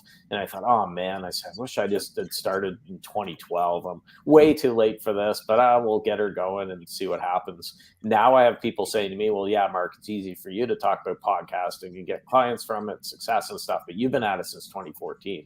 It's too late for podcasting. And it's like that, old Chinese proverb, the best time to plant a tree, Yeah. the second best time. I think that it's still good to go with podcasting. I will say the asterisks on that as a word of warning. You can't just slap a podcast on the Apple store or get it out into the world and expect clients to come rushing in. I feel like there's too many general podcasts that are in some ways vanity projects. So people are just putting it out there with no real focus, like a general success podcast or something like that. And I'm not saying that their heart isn't in the right place, but now more than ever, you have to have a very specific goal and a business behind it too, that you're driving people somewhere from it. So they like your podcast, they listen to it, they subscribe, but then what do? How do you bring them into, at the very least, you should be getting them onto your email list. And then I'm a big fan of email marketing, and I know you are too. So yeah, don't shy away from podcasting. It's not a get rich quick though. A lot of people think, oh yeah, it's great, I'll get clients rushed in right away. It's not. And I think it's interesting because earlier this year, I think it was back way in the spring, or maybe it was even in 2021, I forget. I made a video about the marketing funnel of my business, and I put that on my YouTube channel. And there's a very clear distinction between someone who has a podcast as a business versus someone who has a business and uses a podcast for marketing. And so you and I are both in the boat where we have these online media things that are driving people to come and do business with us in a different way. It's not that you put out a podcast and all of your revenue comes from, advertisements and sponsorships and things like that. The purpose of your podcast is to be able to meet people like Henry, who was just on, and work with him.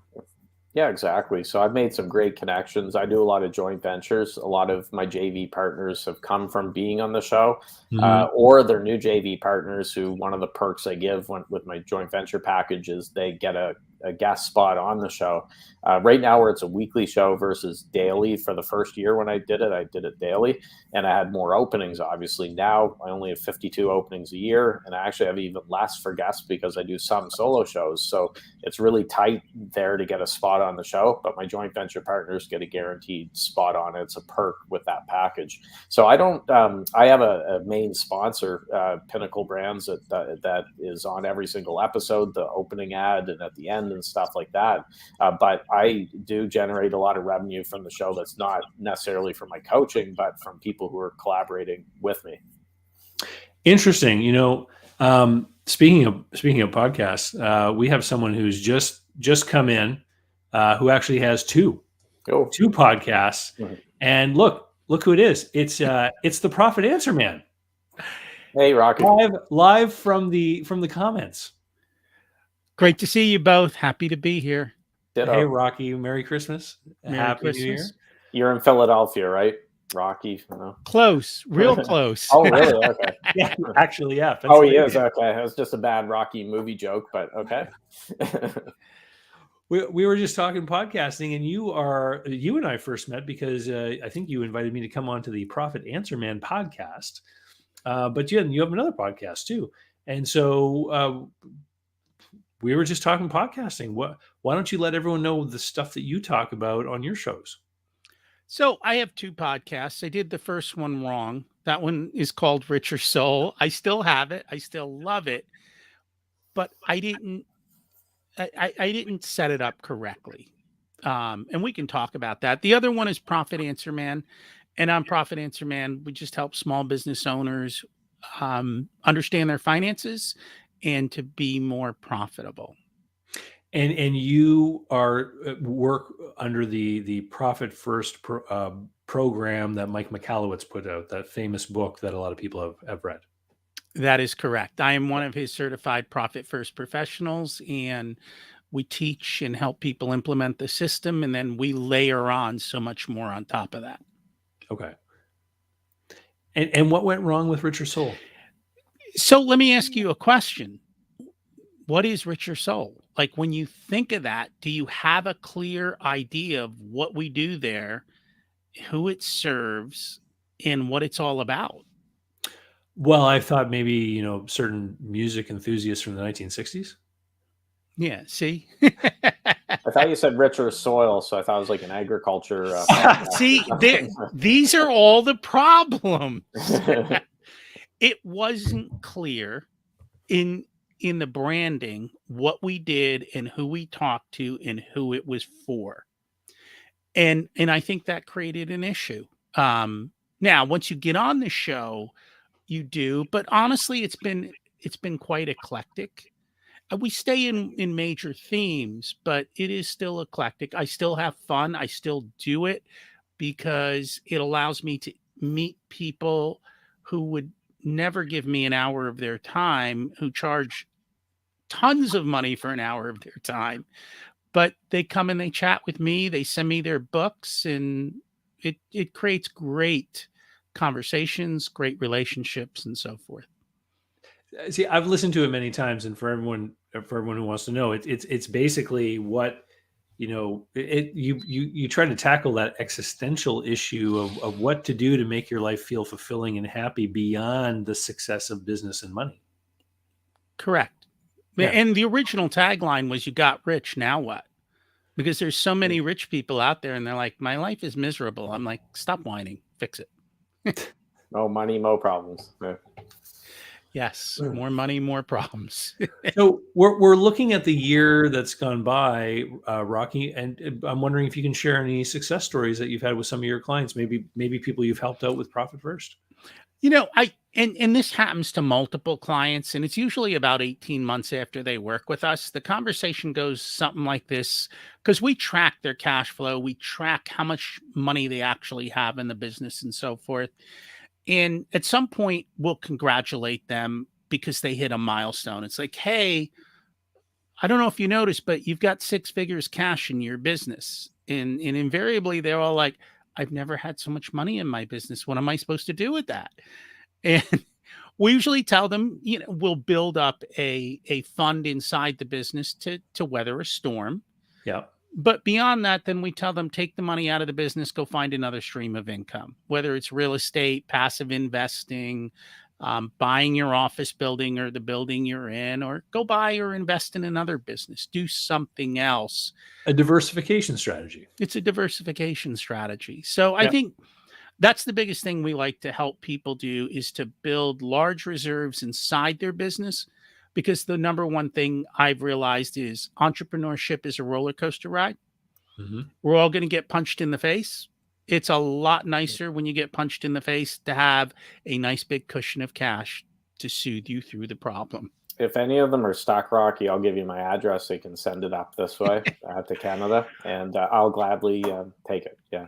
Well, Mark, that's the other question we get. And they're all like, "Well, I want to save on taxes. So I'm going to spend some money so I can save on taxes." And I tell them exactly what you just said. Go ahead and send me a check, and we'll give you a nice tax deduction. And I promise to take you out to dinner every month. I'm going to skip out because I don't want to take up your guys' time. I'll tell a really quick tip and story. I did not come up with this, but just reminded me, Rocky, when you said it. If anyone's ever struggling with getting something done, like let's say writing a book, and they just can't seem to do it, one of the best strategies I heard is you choose a cause, or maybe it's a politician or something that you absolutely detest. So let's say, for example, if you don't like guns, write a check to the NRA for whatever, $1,000, $10,000, whatever it's got to hurt, and give it to a friend. So in this case, I'd say to Rocky or Dave, not taking the NRA out of it, but whatever cause I hate. Is there some sort of socialist organization in the States, we'll say. And I'll say, "Guys, if I don't have my book out into the world by my birthday, June 27th of 2023, I want you to give this $10,000 to AOC's campaign," we'll say. And I can tell you that book is going to be out into the world, guaranteed. So there's a motivational tip before I scoot and hit the road. But Dave, thank you for inviting me on. Rocky, it was good seeing you. And Merry Christmas to everyone watching as well. Mark, if people want to tune in and listen to your show or learn more about you, where should they go? Naturalborncoaches.com. Also would love to have people in the Facebook group, The Coaching Jungle. We've got about 24,000 coaches in there now, and that's at thecoachingjungle.com. Awesome. Well, good to see you, Mark. Merry Christmas, man. Have a ditto. We'll see you again. Yeah, we'll talk to you guys next year. All right. Yeah. Bye-bye. Bye-bye. I think that's a funny idea. Other people in the comment section think it's pretty funny too. Yeah.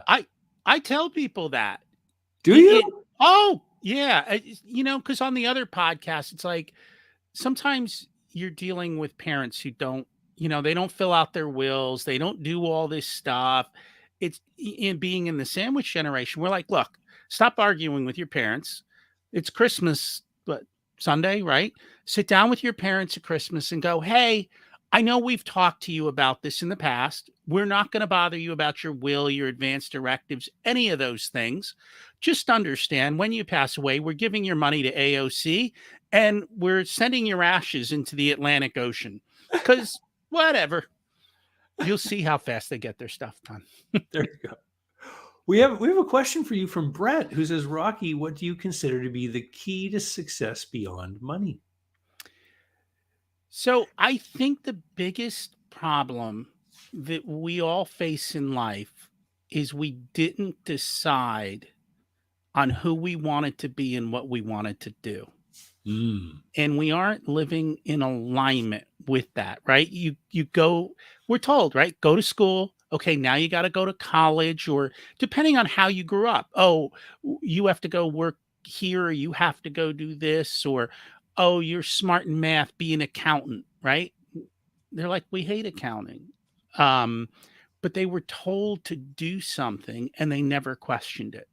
Or you start getting into life and you fall into the drift. Life takes you here, life takes you there. You weren't intentional in saying, this is what I want from my life.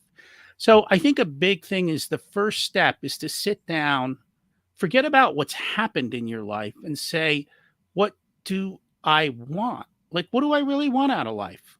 And define it.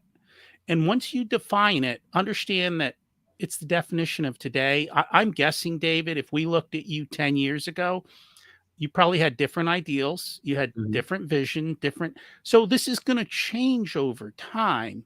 But I think at least if you start your definition, now we have a target. I can tell you if I have a target, there's a good chance I can come close to it. But if I don't have one, then I'm in the drift. Yeah, so you're talking about intentionality, and it's funny how often this comes up in conversations just every day with me, and it seems to me that a very small percentage of humans are introspective, meaning they think about themselves and their lives, and they think about how they think, and they try to understand themselves, and the vast majority of people simply, like you said, go out into the world and react to things. And often react to things the way they were programmed to without ever really considering why they say or do or think the things that they're doing. And so, I mean, I would agree with you big time on the intentionality stuff. A big part of my regular MO, which happens this time of year, is to think about the upcoming year and what I want to do. And I was actually just talking with one of the earlier guests about how summer travel with the kids has suddenly just changed for me. It was always a big thing. Now that the kids are teenagers, they kind of have their own agendas of what they want to do. That's kind of fallen away from my purview now. But, I was really, really, really tired of feeling stuck in 20 and 21 because of all the travel restrictions that were imposed, for borders and airlines and all that kind of stuff. And so my big goal for this year, for 22, was to get out into the world. And I set a goal to go and travel. And amazingly, I was able to meet you, which was one of the highlights of the year. Because I ran into you in Florida in September. You did. It was great to meet in person. I've lived on Zoom for 3 years, and it's nice to add that human touch to it and to get out and to see people in person and do that. But I will tell you, I do love Zoom because I can go around the world in a single day, which is phenomenal. And there's something weird about Zoom time. Like in Zoom time, if somebody's 2 minutes late, they apologize. Right? But in the real world, people are like 20 minutes late to the appointment. They don't even apologize. They don't even call and tell you you're late. You're stuck sitting there. I'm 5 minutes away. Yeah, that means you're 20 away, but whatever. I think it's because we expect Zoom to be like television. When we were kids growing up, if the show was supposed to start at 7:30, it was supposed to be at 7:30. If it was late, there was a problem. And I mean, it's efficiency of time, which is our most precious asset. And are we using it in the best way that we want. And Back, you know what? Taking a step back though, because within your business, people buy and sell businesses, right? Because yeah, I want to get into a business. But has Giuseppe been on today? yeah, he was the first guest. Yeah, He was so, and Giuseppe does this, right? Giuseppe goes, well, why do you want that business? Like, because it looks sexy, or because it actually fits with the way you want to live your life and be part of your life. And it's the same thing when you exit a business. What are you exiting to? yeah. Like, what's your next step? Have you thought through that and made those kinds of decisions? It's fascinating that you bring that up because over the last few weeks, I've been recording these holiday chat calls where, people were able to sign up and get an hour consulting call with me at a big discount. And I record the calls. And the reason why I offer people the discount is because ultimately I get to share those calls with the public. And for anyone who's watching who doesn't know about this, if you want to hear those holiday chat calls, you need to go over to davidcbarnettlist.com and sign up for my email list because starting tomorrow, Christmas Eve, and going for 10 days, every day, another one of those calls will be released. So you'll be able to hear a real consulting call between me and a client. And one of the people that called in, he works in a business and his aspiration is to acquire the business. The owner is 80 years old and has nothing outside the business and does not want to entertain selling. And so his call with me was like, what do I do? Do I continue to work on this relationship or do I move on to another opportunity? Like what happens? Because obviously humans have limited life. This person is not going to live forever. And to pass on while you are operating a business leaves a huge burden on the people that you leave behind about, the challenges of that instantaneous transition and the gap in management knowledge and all that kind of stuff.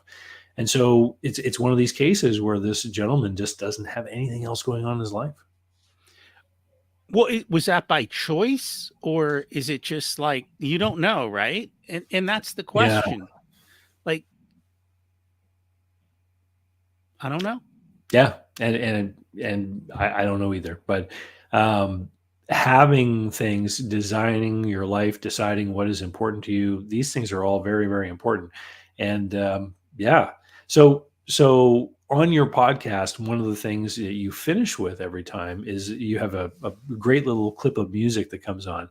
And then you say, now we're going to, understand, the secrets of life. So what are some of the most popular ones that people have shared with you? I think having an abundant mindset Yeah.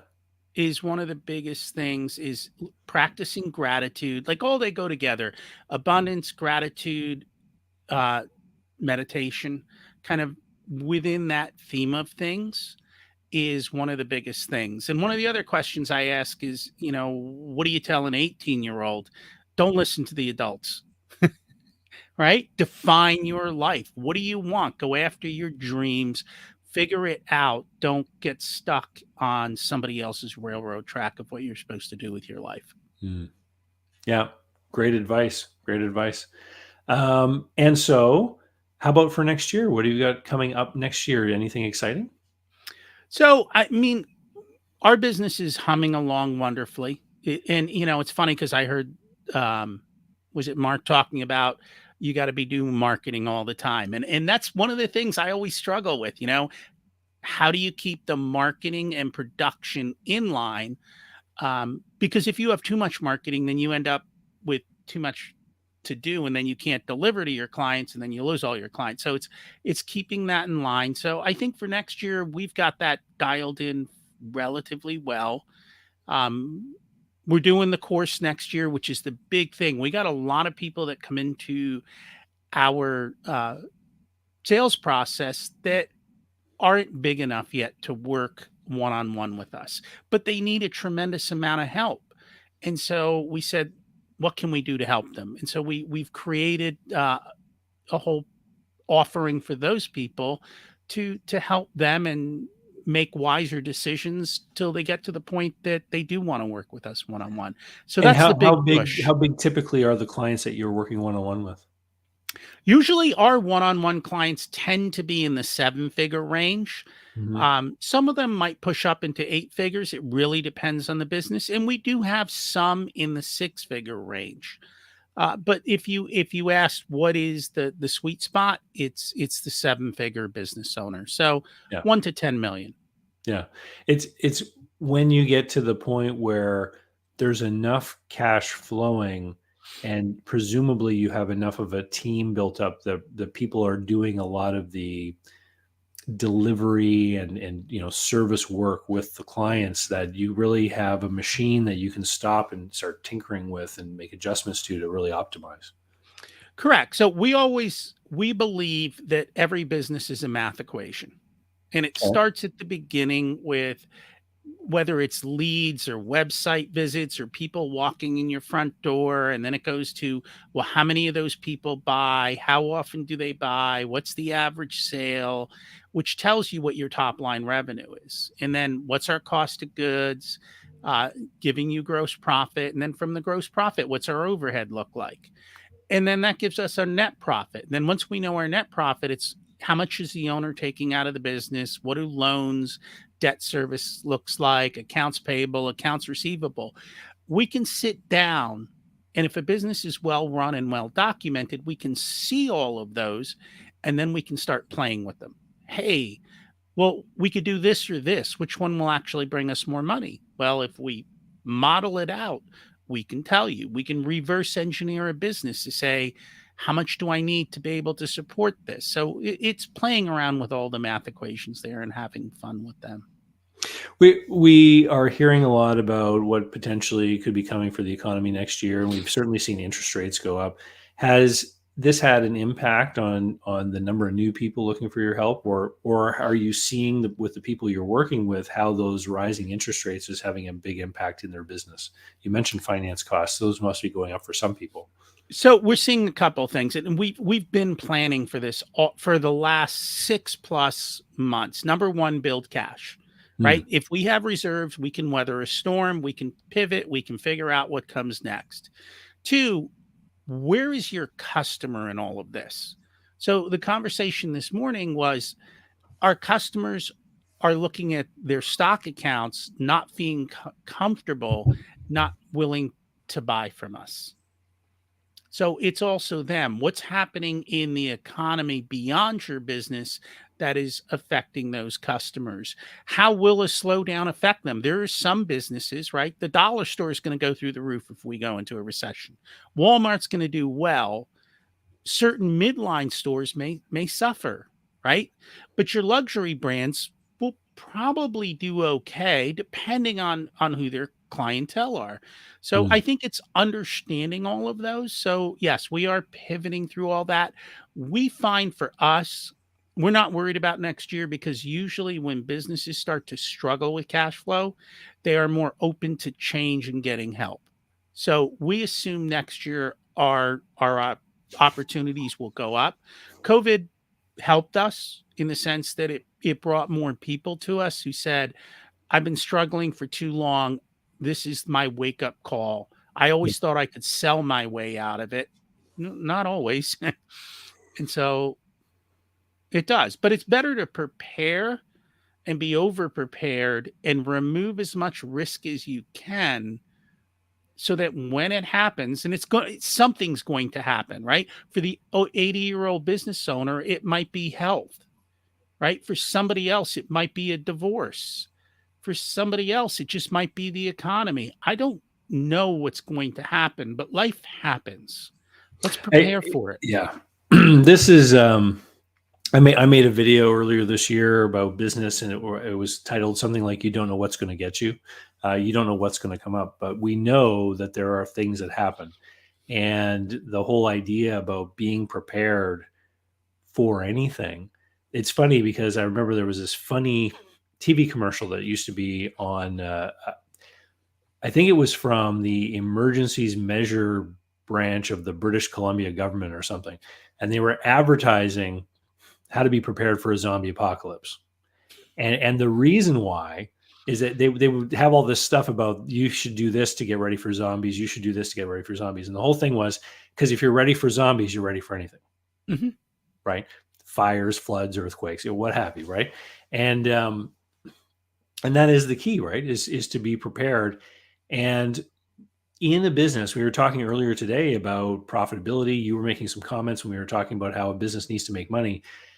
Not only does a business need to make money, a business needs to become more resilient and stronger over time. And, at the risk of losing some people by throwing out some accounting terminology here, you need a stronger and stronger balance sheet over time so that you have a better and better foundation that you can fall back on. And that means over the course of time, you want to reduce your debts, you want to increase your cash reserves, you want to do all those things that makes you more and more resilient over time. A business that just gets by eventually will meet something that causes it to close. It will. Unfortunately, most people don't look at the balance sheet. And on top of that, when you run the balance sheet, everyone looks at it as a static piece of paper at a static piece of time. And that's the wrong way to look at a balance sheet. We look at balance sheets month to month over a period of time to see what changed. And the problem with that is it's like finding where's Waldo in the picture? Like, where'd the change happen? What changed? And it takes, I think, a little bit of discernment and understanding to figure out how to watch the change in the balance sheet, understand what caused it, and was it good or was it bad? And that is not easy. And if it's an error or not. Well, there's errors all the time. Bookkeeping, we assume that there are errors. All we're looking for is directional accuracy, and that we're about 80% of the way there.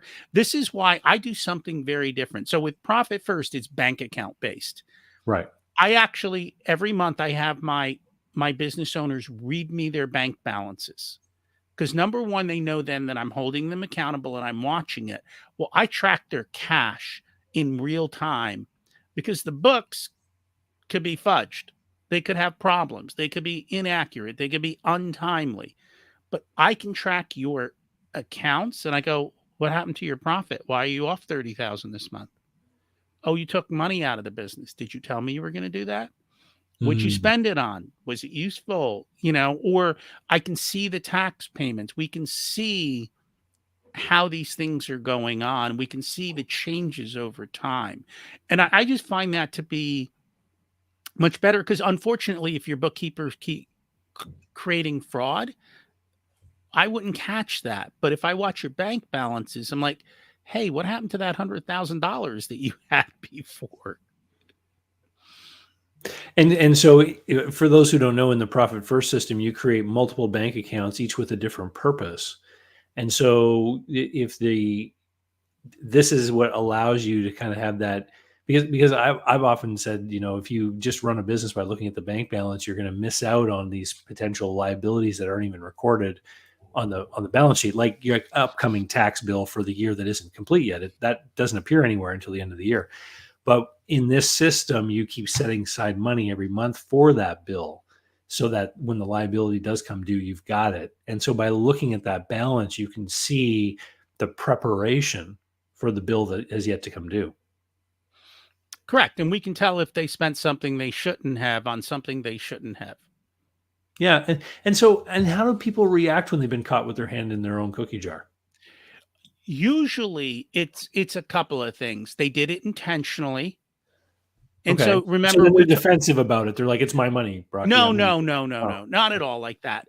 Usually they're like, oh yeah, I bought another property, so I needed the money for 90 days. So we bought the property. I took the money out for 90 days, and then we're going to put it back in once we refi or we do that. So there's intentionality like that. Okay. Sometimes it's, I was short for payroll. Okay. Now we have an operating expense problem. So now let's address that and talk through it and let's fix that, because now you got an early warning sign that was the problem. And then I've got other people who are like, well, I can't touch that money or Rocky will yell at me. And so it's an accountability, right? They know enough to say, I can't do that.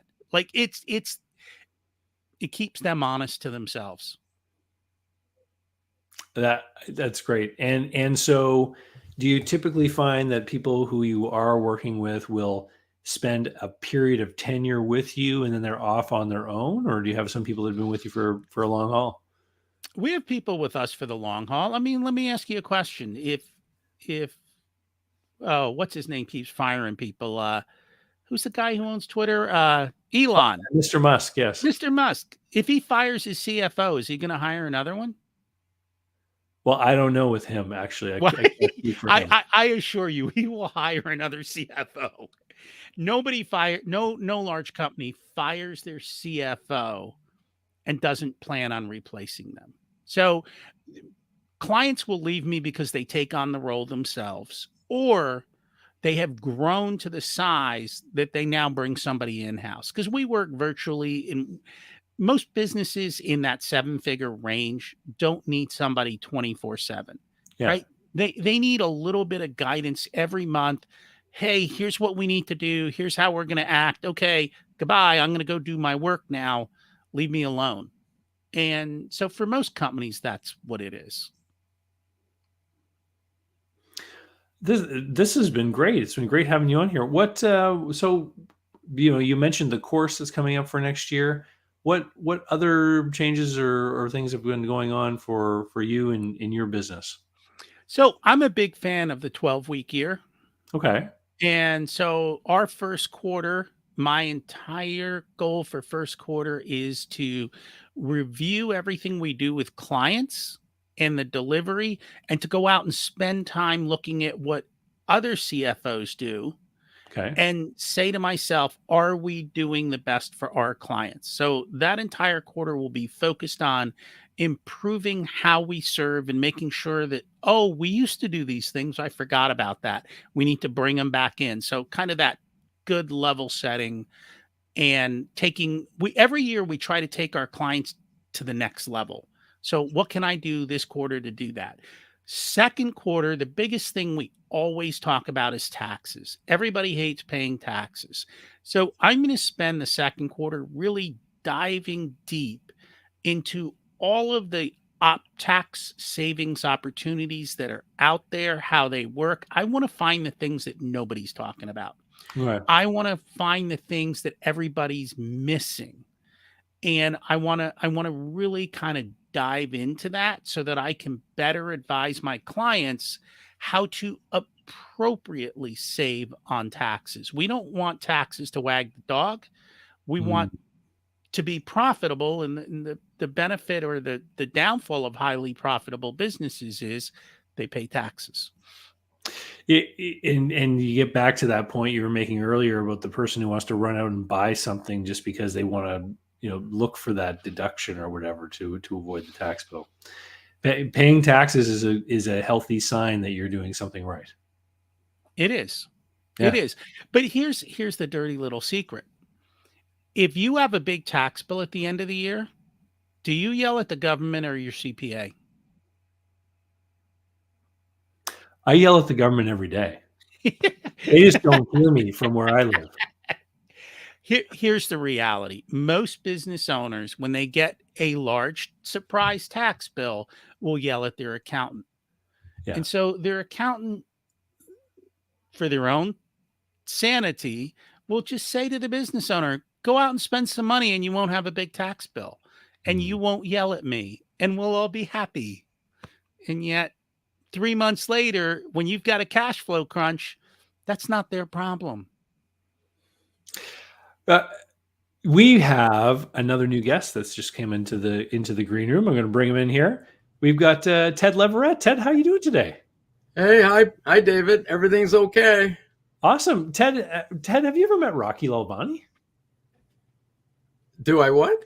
Have you ever met Rocky? Nope. I don't know if you two have ever met. Ted's the original business buyer advocate, and Rocky Lalvani is the profit answer man. It's good to have both of you on here for my Christmas Eve special. Ted has been working with people, helping them buy businesses, since the 1970s, I think. Ted, is that accurate? Several decades. Yeah. And we're just talking with Rocky about some of the things that businesses do because they don't want to pay taxes, and it made me recall all kinds of different stories that you've told over the years of people that you've run into who've ended up in trouble for that kind of thing. Yeah, my feeling is don't do anything that violates the law, and taxes shouldn't drive a business or a deal anyway. Absolutely.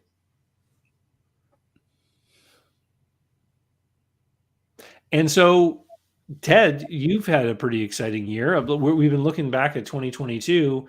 Why don't you give us a little bit of insight into what's been happening with you and your clients over the last year?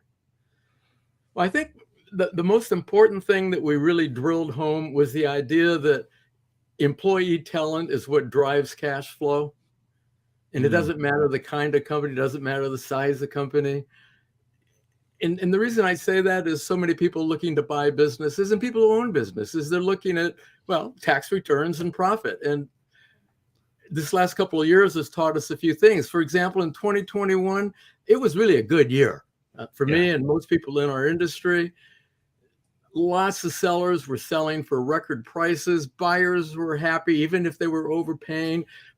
22, it kind of began that way, but over the last few months, because of what we see in the news, that sentiment has changed big time. Now there's a lot of focus on the risks, the deal making slowing down, the values are going down, not necessarily the pricing. And the problem with that is the buyers are coming late to the party and they don't know the values are going down. This is really delightful for sellers, right? Yeah, because the sellers are trying to hold on to the prior prices, and what I've seen is that sellers are ignoring the fact that finance costs have all gone up. They seem oblivious to that. Well, the other people getting nervous are the lenders, big time. Yeah. There's lots of deals are cratering. They're just dying on the sidelines. But you know what? There's still lots of opportunity. The sellers just have to price it to sell it. And so have you had, you're talking about how buyers coming sort of late in 22 or kind of late to the game. Have you had some successes with some of the people you've been working with? Yeah. We've had people close deals. The most recent thing is one of your neighbors I'm working with up in Canada. We put a couple of LOIs on really wonderful companies that we wanted to buy, or he wanted to buy. And we thought we had them in the bag, but this thing that I call business. Well, he didn't have business buyer fever. I was going to say that. Maybe the people who beat him out with the LOI. We lost 2 deals to other buyers who were more mesmerized by the business than we were. And they just outbid. They didn't bid more on price, but they offered better terms than we did. One had a really severe risk, and we just could not accept it as is. We wanted to protect against it. And the people who bought the company, they were an industry player. That risk wasn't there for them. So they could afford not to ask for any kind of concessions or take backs or earn out or any of those things. And the other one was just an all cash buyer who was willing to close instantly. Yeah. Wow. It sucks for a buyer to have that kind of thing happen. And the only consolation I ever am able to come up with to talk to these people is just to say, well, do you wish you were in their position? And they never say yes. I mean, the reason you make the offer you do is because it has to be something that works for you as a buyer. And if someone else is willing to go out on a limb or do something that you're not willing to, then it's unfortunate, but it's just, I don't know what else to do. You have to let it happen, I guess. Well, one of the things I tell clients and anybody who's listening to me, if you lose a good deal to a buyer, just ask yourself why. And if you weren't willing to accept some risks, let's say high customer concentration, ask yourself, how would you feel if that customer was lost 6 months later after you buy the company and the company goes insolvent because you don't have the cash or lending power to back it up?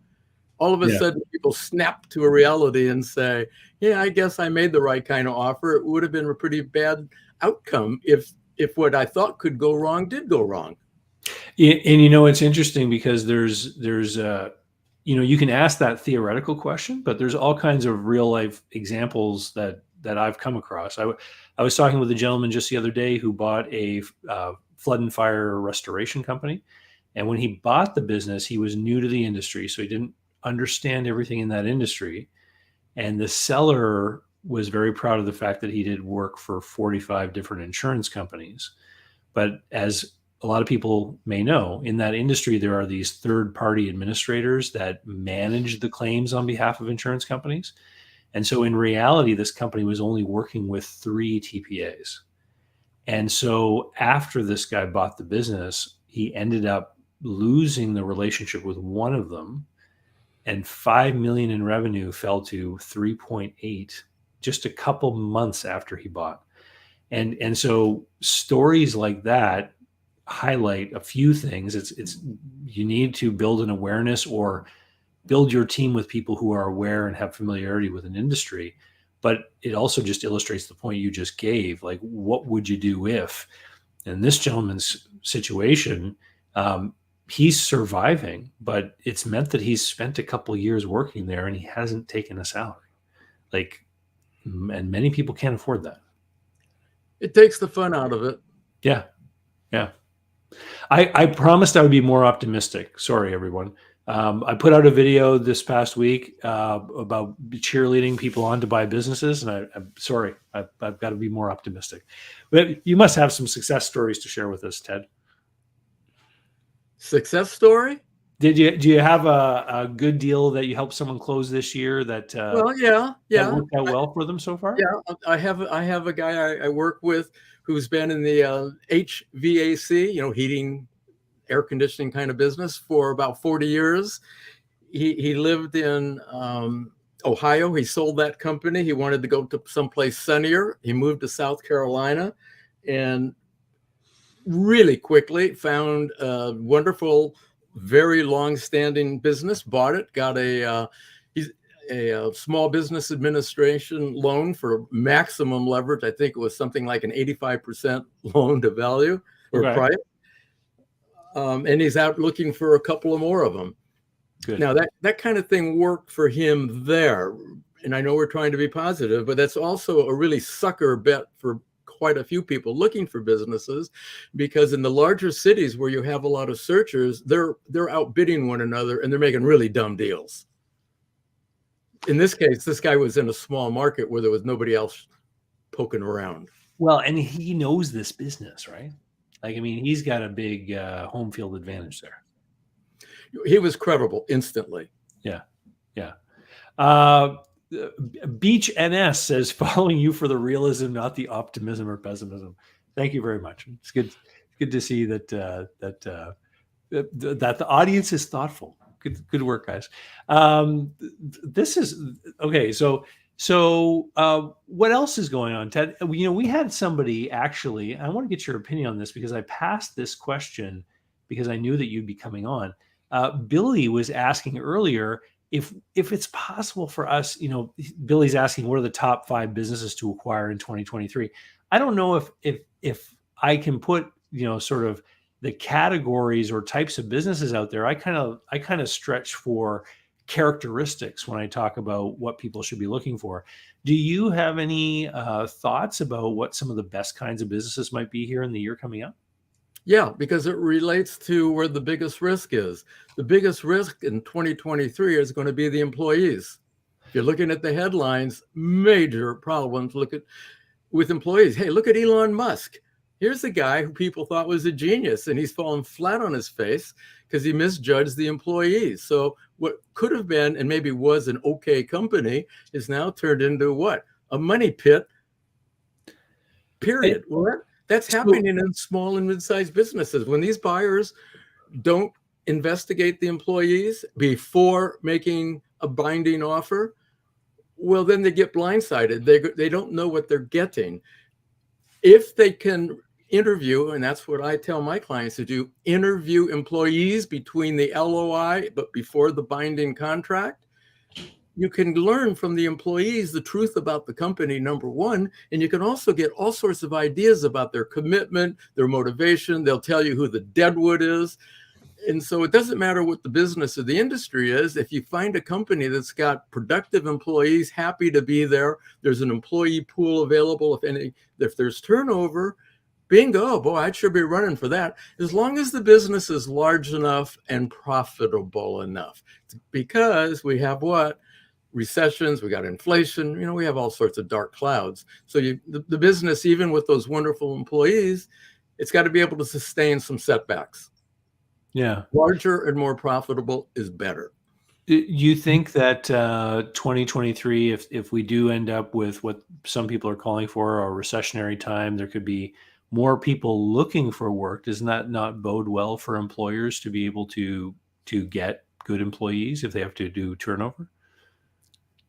Talk to just about anybody in business right now, and they say one of their number one challenges is they cannot get those employees. And so when they're laid off, who gets laid off first?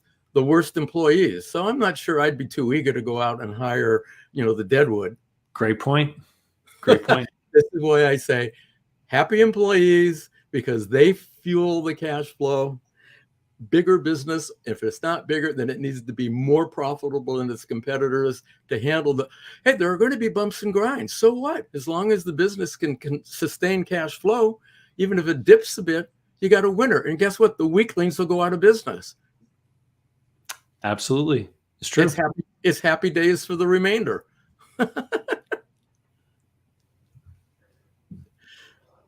Oh, we've got people piling in here like crazy. What was that, Rocky? Were you? If you've got people piling in, I'll take off. All right. It was great to see you, Rocky. If people want to find you online, where's the best place for them to go? Podcast is Profit Answer Man. The website is Profit Comes First. Best place to find me. And everything Ted said right on the money.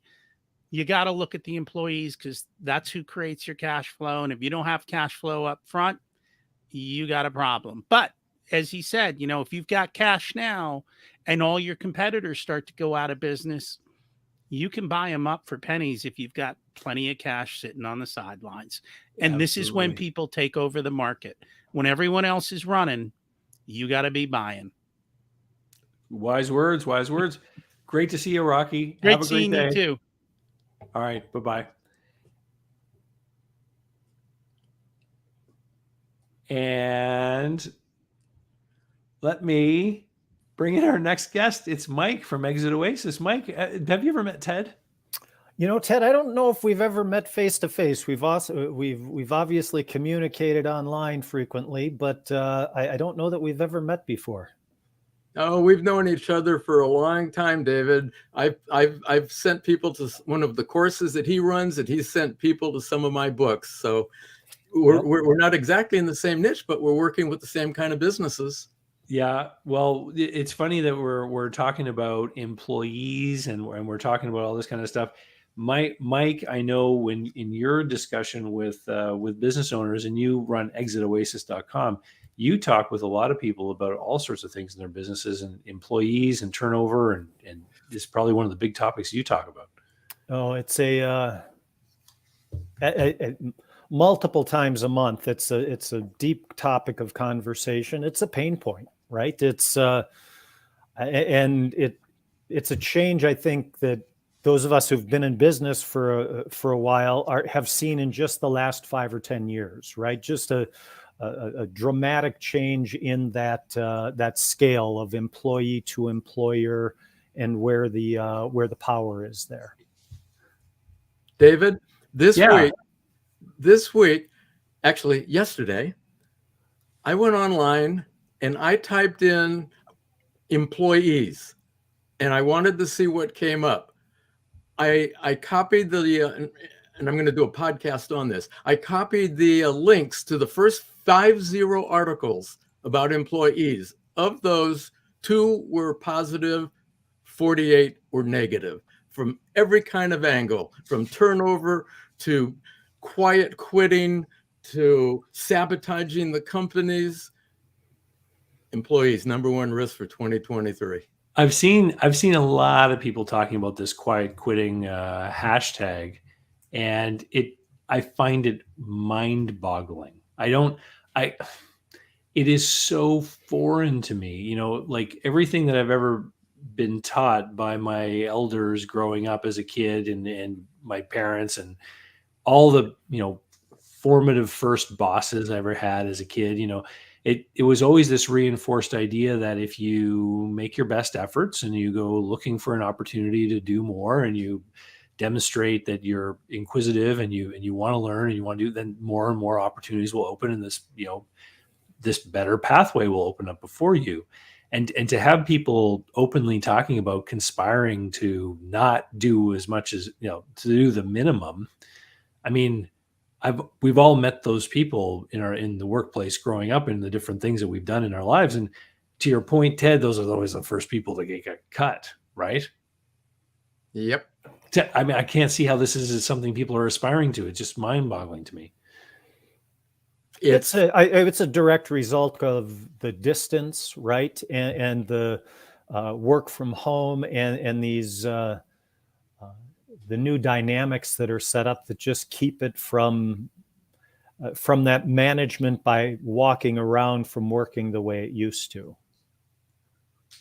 You think that's it? Just the lack of proximity, that people are developing these different attitudes because they are not in the same sphere of space anymore? Well, I guess I look at it from an owner's perspective, and what is it about your systems and management that allows someone to do this, right? I mean, there has to be a certain amount of, I don't want to call it laziness, but distance between you and measurement of results for this to be a possibility for an employee that you employ, doesn't it? Yeah, I would agree. And I remember during I think it was 2020 or 2021, during the time when even more people were working from home, there was a news article about a fellow who managed to get 2 different jobs and worked them both at the same time. Sure. And he was doing 2 different full-time jobs from home and collecting 2 paychecks, right? And that was one of the things that I thought of, is they must not be watching very closely what this person is doing. Yeah, I think that's true. Yep. Ted? Well, one of the things that causes me to follow Mike Finger is he's constantly driving home this idea: seek quality and develop it. Because if you expect to sell your business, you've got to be able to show that. Well, the employees are a large part of that. Owners need to pay more attention. It's true. We have an interesting question here from a viewer. It says, do you see a benefit in making your employees a share offer to retain the right ones? So making them part owner, I guess, is the gist of the question. What do you think, Ted? Me? I think you better talk to a lawyer, because if you give somebody 1% of the company and you want to fire them, or for some reason they become disgruntled, and you later want to sell your company, finance your company, whatever, a minority owner, even 1%, can throw a wrench into whatever you have in mind. So if you like being hostage to people, sell a minority share. You know, it's an interesting question, David. My first job, about a year or 2 into it, the owner gifted me stock, and it was pretty cool. You still have it?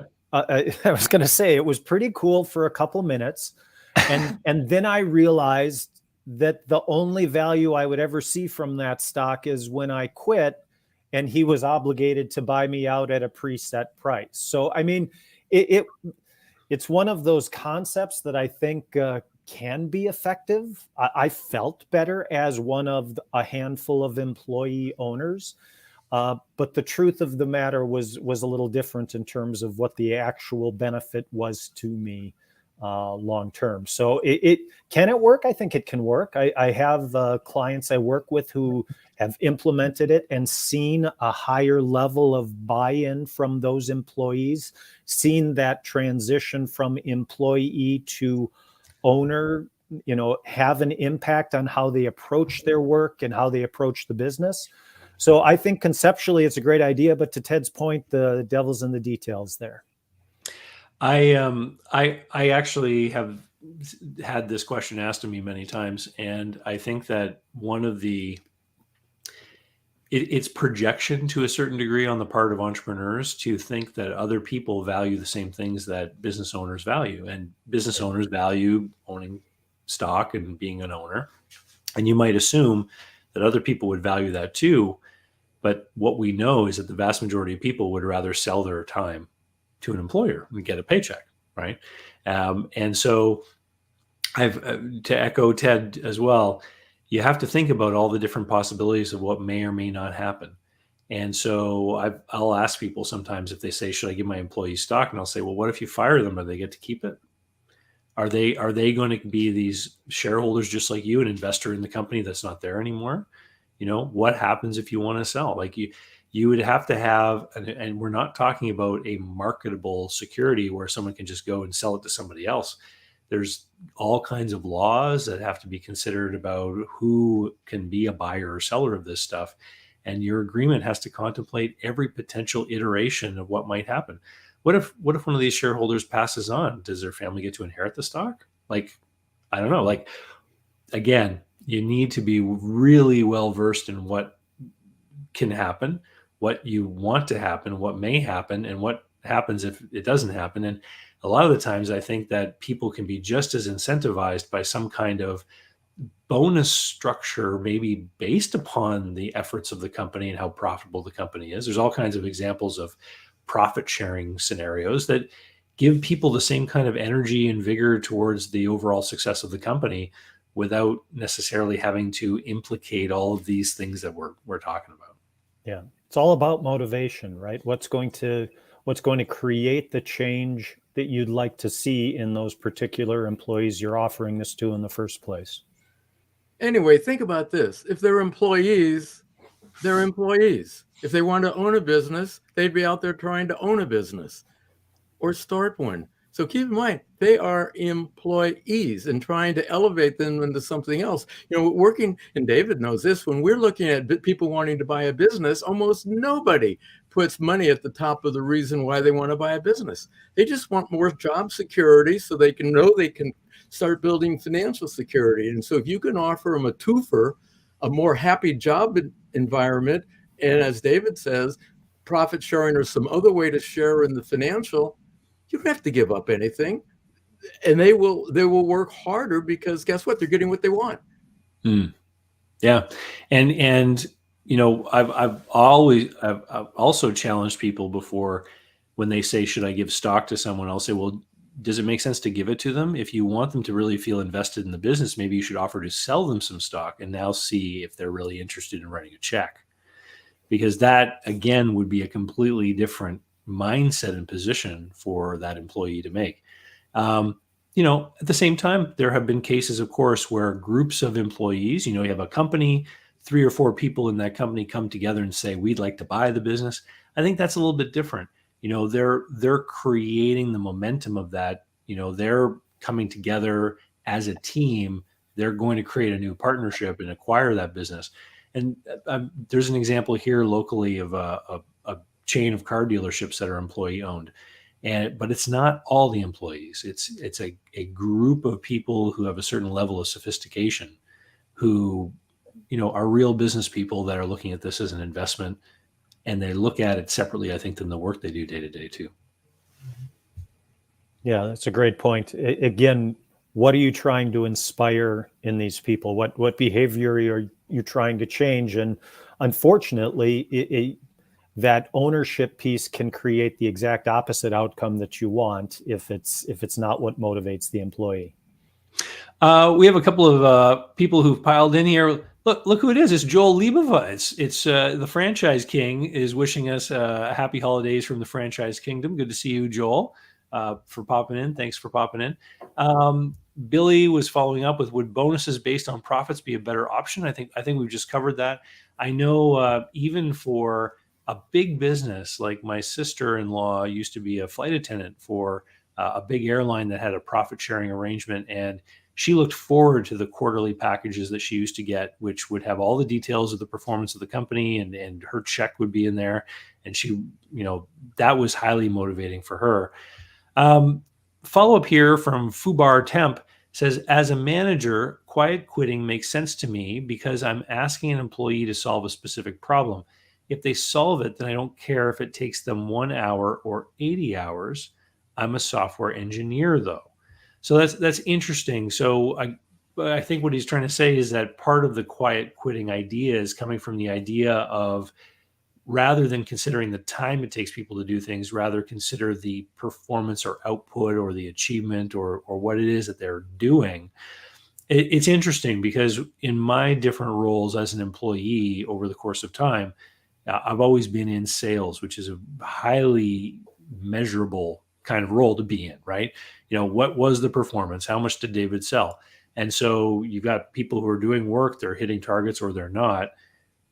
I don't know if I've ever had a sales manager ask how many hours I worked, right? They're focused on the output. Do you think it's a matter of people trying to extend that kind of performance-based attitude towards other roles that is the issue?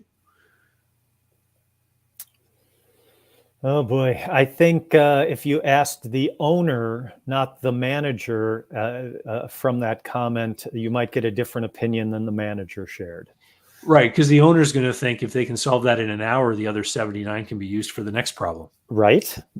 Elon Musk says hardcore. That means work your ass off all day. That's true. That's what he wants. Think about it. So I want to share something with everyone because the three of us have something in common other than we're all excited about Christmas.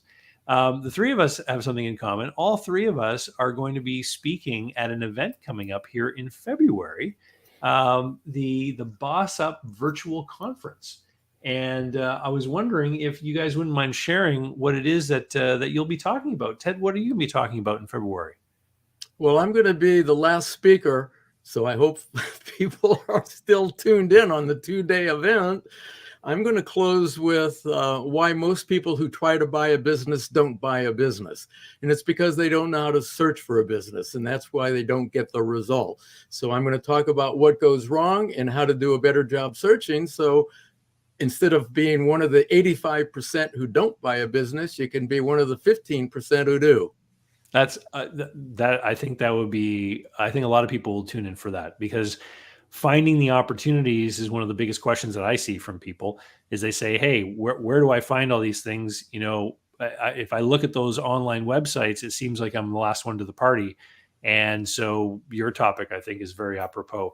Mike, what about you? What are you talking about during the conference? Yeah. And first, I'll put a plug in for Ted's topic. I've often felt that falling in love with the search is the single most important part of finding the right business to buy.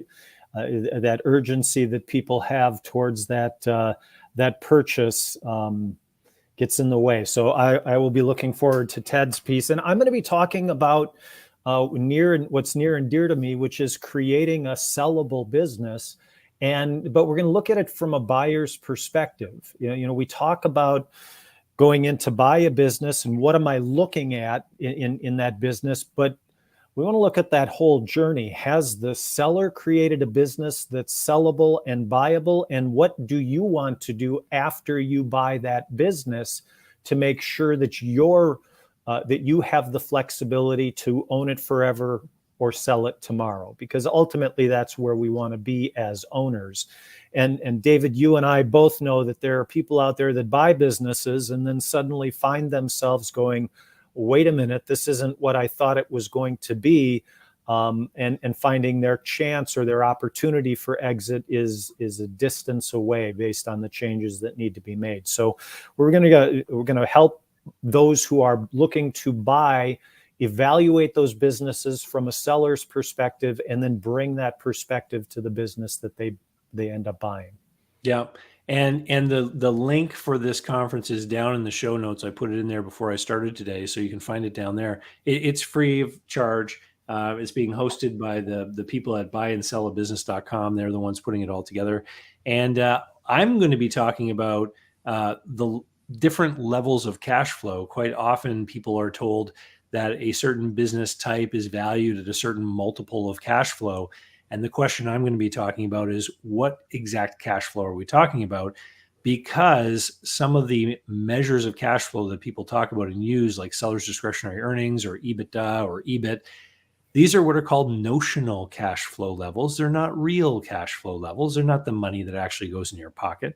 And so what do you need to be thinking about when you're looking at different kinds of businesses? Because different types and categories of business warrant a different consideration when you're looking at what sort of cash flow you're measuring. So that's what I'm going to be talking about.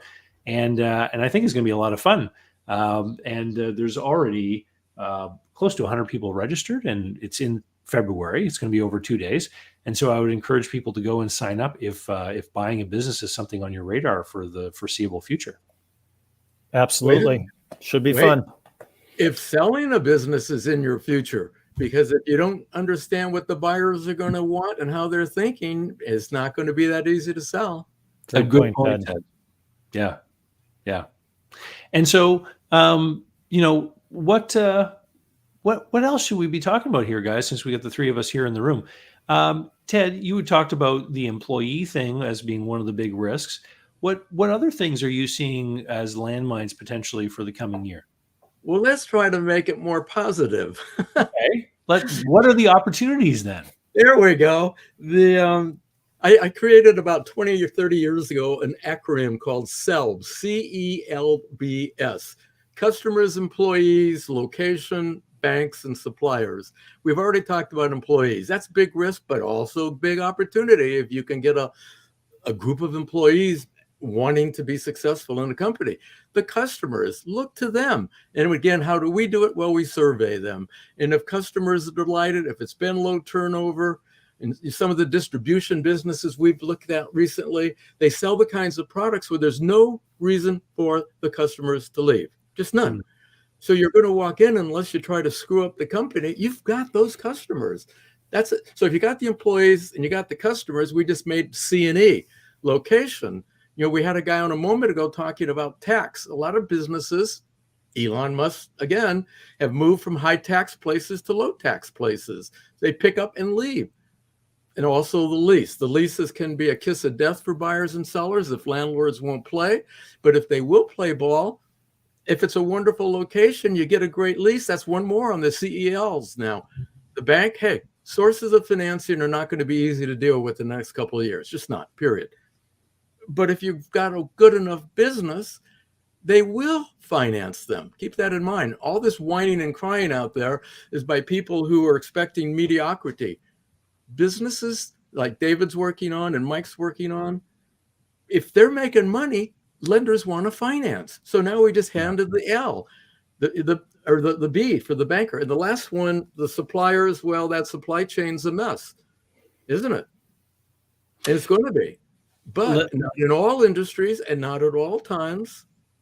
I can tell you some crazy things are going on with the supply chain. I had to get a little bit of body work done to my car because of some rust.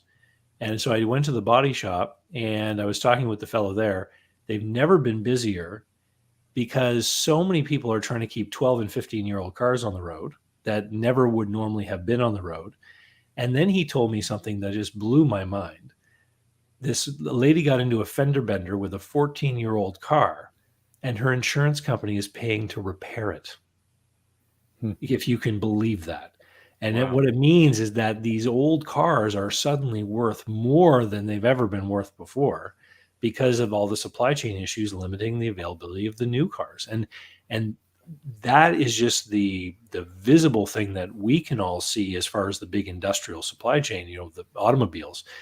In every category out there, every kind of piece of machinery, people are waiting and waiting, and they're waiting because some little doodad within a big piece of machinery is delayed. And the whole thing is gummed up. I'm in South Florida, and I told you I work with a guy who buys heating and air conditioning companies.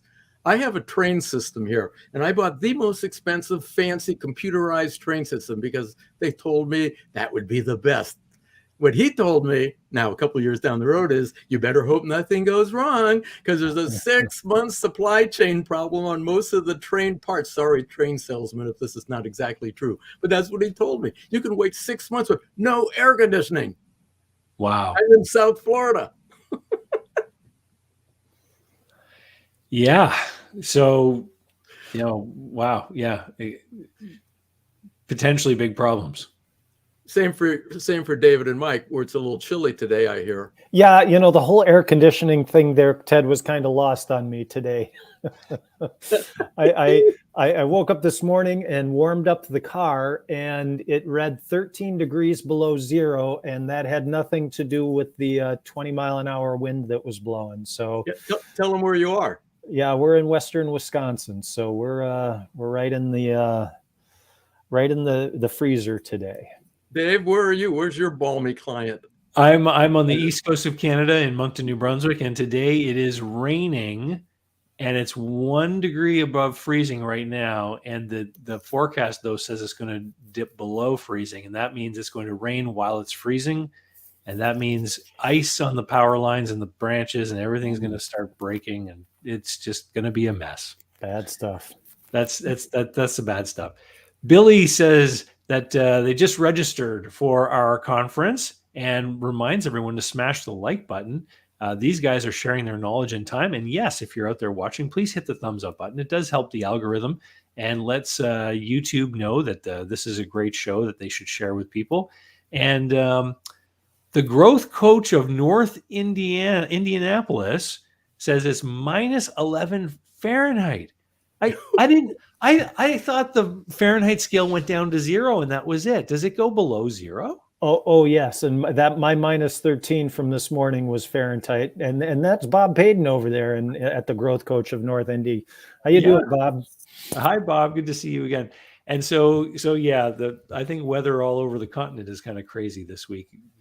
Those people in Texas are getting cold too. Yeah. Hey, David, I'm going to check out in 5 minutes. Is that okay? You told me until 2:30. No problem. That's great, Ted. And it's great to have you on.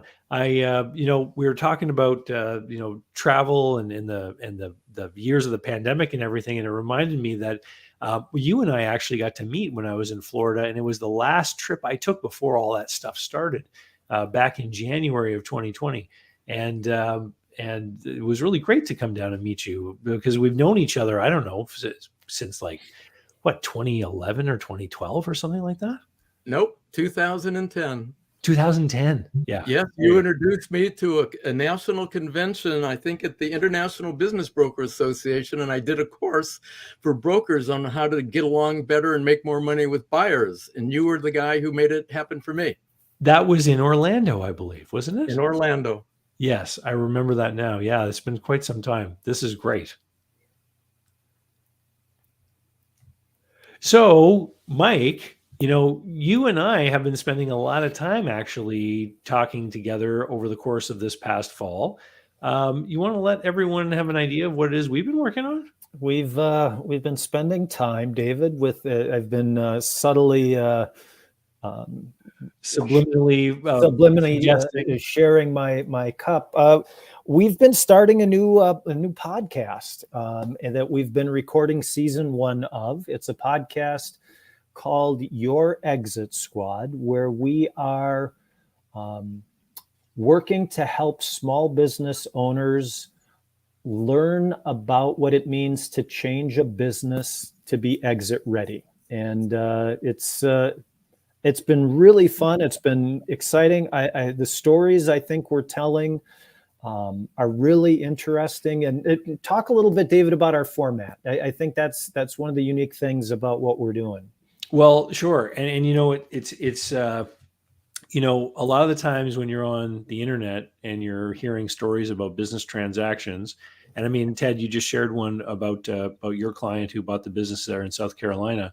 A lot of the times when you're online, you hear a story of what happened in a transaction after it's been done, and you get to hear some of the details. Of course, some things are confidential and private and will never be known. And what we wanted to do was we wanted to get under the hood a little bit and learn from some of these people on the pathway about the challenges that they faced and the things that needed to be addressed on the way to making their business more exitable, if that's a word. Shakespeare used to make up words all the time, so I'm going to as well. And so what we are doing with the podcast is we're meeting business owners, we're talking to them about their business, we're learning about their business, and we're learning about what their aspirations are. And then we are looking for people that may be able to help them. And then we're interviewing those people to learn about their background, how they work with people, what their area of expertise is. And then we set them off to work with that business owner. And this is why it's been such a long time that we've been working on this for months, because we interviewed some of these business owners and then set them to work with experts. And they've been working together, some of them for 8, 10 weeks, 12 weeks. And then we bring them both back on for a third show where we talk about the progress and the way things have changed for the business. And so it's really interesting. We've got some other kinds of shows that we were interspersing along these storylines. We have a couple of encapsulated one-off stories of people exiting their business in more than one way, which is what we want to get across, is the reality of some of these businesses and what can happen, both the positive, the negative. And our kickoff show, I think, was kind of insightful because we hear an awful lot online about people that want to acquire a business and put somebody else in charge. And for our kickoff show, we meet a couple who built a business, went through the whole, systematization, the Michael Gerber stuff, putting processes in place, getting managers in place. And we learned just what it was like for them after they went through that process and why they still, at the end of the day, decided they needed to exit by selling it one day.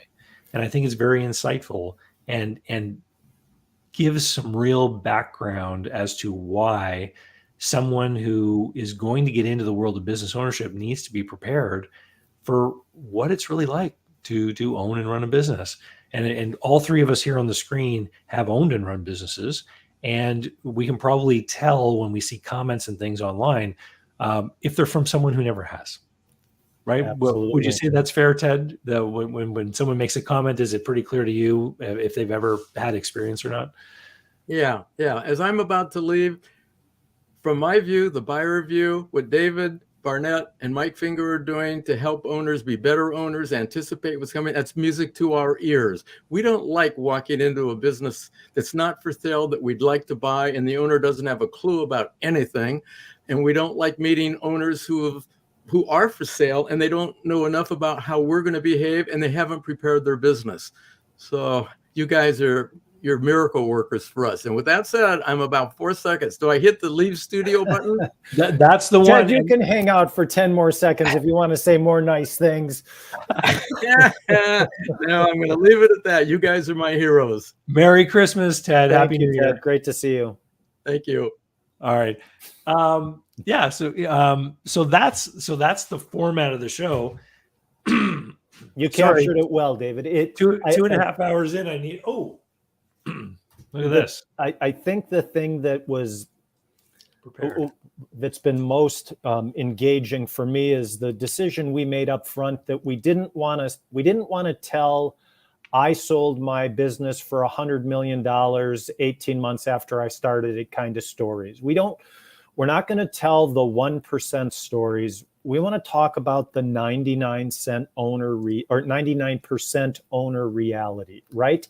What does it really mean to view this journey from ownership to exit preparation? And again, I can gush about it for a long time, but I'm excited about the stories that we're telling. Yeah, me too. And it's, what you just said about the 99%, I think is the real target here, because as you know, so many of the real businesses that are out there, I remember from my Yellow Page days when I used to sell Yellow Page ads, I used to go out and visit all these different businesses. The vast majority of businesses that really exist out there in the world are like the ones that we've been meeting. So You want to give people a little taste of some of the business types that we've been talking to? Absolutely. We've got a gentleman who owns a small tile setting business, a guy who is working his rear end off all day long, has a handful of employees, independent contractors, and is coming to the realization that he's not going to be kneeling and laying tile forever. And what does that mean for how he needs to view his business? Because he loves the work and he loves the business, but it's not that's an example. We're talking with a gentleman who wants to own the business that is a first generation owned. He wants to figure out how to transfer it. We're talking with a gentleman who purchased a business and now realizes he needs to change it in order to make it exit ready. These are real world businesses, small businesses that I really think is going to resonate with the owners that are out there. Yeah, and the stories have come together really well. It's going to be something that you're all going to enjoy, and how do people find it? Like what? I was about to do the same thing, David. You go over to yourexitsquad.com. You can subscribe. You can get a little teaser there. If you're interested in being a guest, a small business owner that would like to experience the process, yourexitsquadguests.com, a simple application. And then for professionals who serve the small business market, coaches, marketing specialists, finance, really across the board, you go over to yourexitsquadpartners.com, and there's a small application there. So again, more to come as the content gets out there, but it's been a fun ride so far. I've enjoyed it. It totally has. So we have a couple of questions here. Beach NS says, with the middle class in dire straits financially, what do you think the future for the tourism industry is like? Small boutique hotels, cottage rentals, etc. I don't know. What about the first statement? I mean, or do you think that's valid, that the middle class is challenged right now? It's interesting. I've been listening to some of the past speakers, and I am one who is a skeptic about blanket statements about the economy, especially when it comes to business ownership. We're in that space now. One of your earlier guests talked about how difficult the market has become for selling a business, and I know owners who hear those things and they get nervous and anxious and think, I'm going to wait to sell my business, or I'm going to wait to explore this. And a little part of my brain explodes a little bit when that happens, because the truth of the matter is that the decision to sell a business and the ability to do it, and the decision to buy a business and the ability to do it, is always individually based. It is always part of that individual journey. And so, you know what? Good businesses, they're still selling well right now. It's about that. Is the middle class in a different place than they were 2 years ago? Absolutely. Better, worse, and the impact on tourism? I don't know. I have close relatives in the tourism industry. Hotels are crazy busy, just crazy busy. Well, it's interesting because back in March of this past year, I took my kids down to Cancun, Mexico, and we got a sweet deal on a package holiday with flights and everything. And it looked like a good deal to me at the time, so I took it. Now, back in that time, I still had to do like a test to get back into Canada, and we had to use this special app and all this kind of stuff. And so those things, I think, were deterring travel. Just for fun, the other day, I went and looked up the same package that we bought last year for what it might cost in March of this coming year in 23. Sure. 2.5 times the price. Wow. And so, people are, that have been tired of being, held down and locked up or cooped up, they're out there exploring the world. And at the same time, there's like a shortage of airline pilots, and there's still planes that are grounded, from that time. They don't have the crews to operate them and stuff. And the cost of flights has gone through the roof. Just looking at the March school holidays when I typically take my kids down south, the price of flights and rental cars were just crazy. So we're taking the Amtrak auto train. We're going to drive down to near Washington, D.C., and then put the car on the train, and we all go together, which is an adventure anyway. It's a lot of fun. Sure. But it means I don't have to rent a car. I don't have to pay for flights, right? And so, yeah, I mean, I would challenge this statement because there are people out there who are certainly doing fine. There is always a segment of society that is going to be doing fine. Every business is individual. We know this. And the question is, how is each business being executed? That's Because there are always going to be people who, hey, the small boutique hotel doesn't have enough people inquiring. They don't have enough bookings. But if they've done a great job in the past and they've curated their list of past guests and they've got the email addresses and stuff, they can start to promote themselves, offering promotions, offering special deals. They can sell those rooms. Yep. The question is what tools do they have available? And this was the subject of a video that I made a few weeks ago where somebody said, what is there a recession-proof business? And my response was, look for businesses that have the right information and the ability to make changes so that you can change the offering and when you need to, so that you can adapt. And that's, to me, that's the thing, is adaptability, which means you have to know what's going on and know your resources and know what you can do. Yeah. Oh, David, I love that. I love the word adaptability as opposed to reacting. Right? Because what I'm seeing from many small business owners is they get so good at reacting to environmental changes that we lose sight of intentionally building a specific type of business, right? We have to be adaptable, but always towards that direction that we're targeting, because that's what gives us that competitive edge, right? It's that, as you pointed out, it's that collection of customer information. So when the economy does something, oh, now I've got those discount ads out there and I'm doing this. So yeah, adapt constantly, but do it with intention. Yeah. We've got a crazy person here in the comments. Cancun Crazy 2000 says, "Hi, David. It's Jay from Central Florida. From your upcoming holiday chat." He says it's 67 degrees here in Daytona. Great idea doing the chat. I'm diving into your guests' websites. I'm looking for a business. And thank you very much, Jay. What's the point of that whole 67-degree thing? What is that, just rubbing sand in the wound for we've been getting weather reports from all across the country here. This is just Jay is just I don't know, that felt a little braggy to me. Jay's just doing his part.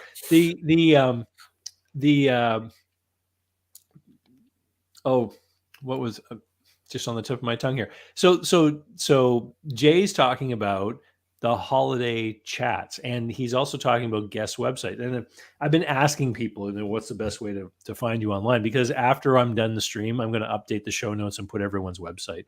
Sure. So if you're watching or listening later and you want to find out more about each guest, I will update the show notes with the websites. And Rocky has something here to say about the recession. He says, our recession plan is to have a plan in place before it happens. So when it does, we don't have to think, we just take the action we said we would. Amen. Great advice. Great advice. Yeah. What would we, it's that little exercise of what would we do if, and that piece of paper, that plan gets stuffed in a folder and we pull it out when. Yeah. Love that. Echoed by Growth Coach of North Indy. It says, points to the necessity of guardrails or bumpers. What do we do when, and decide those actions ahead of time? Scenario planning is so important. I agree. Love that. Totally. David, talk a little bit about the holiday chats. I've enjoyed those in the past. Well, so for those who don't know, the holiday chats are these hour-long consulting calls that I do with people. And I don't know if people know, I mention this from time to time, but these one-on-one consulting calls, I do several a week throughout the year, and normally charge a few $100s for them. And if people want to do one, you go to calldavidbarnett.com. It'll take you right to the spot in my blog where you can book those calls. But in the holiday time, this has been going now for 5 years. I started to send out emails every day, and I thought, how can I make it easier for myself over the holidays to send out my daily emails? I said, I know what I'll do is I'll offer some of these calls at a discounted rate with the caveat that they be released so other people can listen to them. Sure. So these callers like Jay signed up for these calls. We do the one-on-one call over the course of an hour. Some people are visible on screen, some people are not, depending on what they choose as far as anonymity. And the whole idea is that I get to help them, they get to save money, but everyone else gets to participate and watch these calls or listen to them. And in order to hear them, if you want to hear them, you have to be on my email list, because starting tomorrow, Christmas Eve, the very first holiday chat call that I recorded just a few weeks ago will be released, and you'll be able to watch it on YouTube or listen on SoundCloud. But you have to be on the email list to get it. If you're not on the email list, then what happens is you have to wait until the summer, because in the summer, I release them publicly on Fridays over the course of the summer. So join the email list. It's free. You go to davidcbarnettlist.com to sign up. And there are 10 calls this year, and very interesting. They cover a wide degree of spread of different topics, but they're interesting and some really eye-opening conversations. You listened to a bunch of the ones from years gone by, didn't you? I did. I'm a hiker. I'm a walker, and I have a tendency to listen while I'm going. And it's what's fascinating about them for me for that format is it seems very clear for many of them that after the first 5 minutes ago or so, they forget they're being recorded, right? And there is a transparency and an honesty there that is really refreshing from a content perspective, right? We listen to a lot of podcasts and things where it's all framed and you know they've got their talking points, and you just got owners talking about problems in their business that they're trying to get resolved, and to me that's the big learning opportunity. Well, you know what, we have another guest that just popped in, so let me bring in Rick Nicholson. Hey Rick, how you doing? Hey, I'm good, Dave. How are you? I'm good. Rick, have you ever met Mike? I have not. Hello, Rick. Nice to meet you. Nice to meet you as well. Rick is another person that works with small businesses and is a Wizard of Ads affiliate out of the Wizard of Ads in Austin, Texas, right? That's right. Yeah. And so we're just talking about the challenges or the things that we've seen in 2022 and looking forward to 2023. Rick, why don't you let us know what you're seeing as far as the people that you're working with about things that have happened in this past year? Let's start about positive. Do you have any success stories you can share with us, maybe from one of your clients or yourself? Well, I'm not sure the context. What are you trying to get at? Well, just something good that happened in the world of small business as far as the things you've been working on in this past year. Oh, in terms of good, well, there's a lot of people wanting to start businesses. We talk about the lack of labor that's out there, and there's many factors why that's occurring. But one of the minor factors is there's a lot of people that don't want to work for others anymore. So they're looking for their own businesses and they're looking for an opportunity. And it's not all about money. I mean, clearly, for a lot of us who started businesses, money is one of the deciding factors, but usually it's one of the more minor factors. So yeah, they're just looking for whether it's more flexibility or, hopefully not more time, because usually more time is not what they get, but flexibility is a big one. So working from home, and there's definitely a transition that I'm seeing is people want to work from home more and not have to be in an office. So yeah. It's interesting because before coming on today, I did some quick searches to look for articles about trends in business and stuff, just to have a bunch of stuff here. One of the issues that came up consistently in these articles and has come up already here today is this whole hybrid or flexible work arrangement.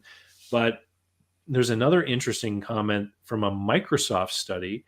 62% of Gen Zers that they studied say they have started or intend to start a business of their own. And that's an incredibly high number. I don't know if we have ever seen a generation that is so openly entrepreneurial before.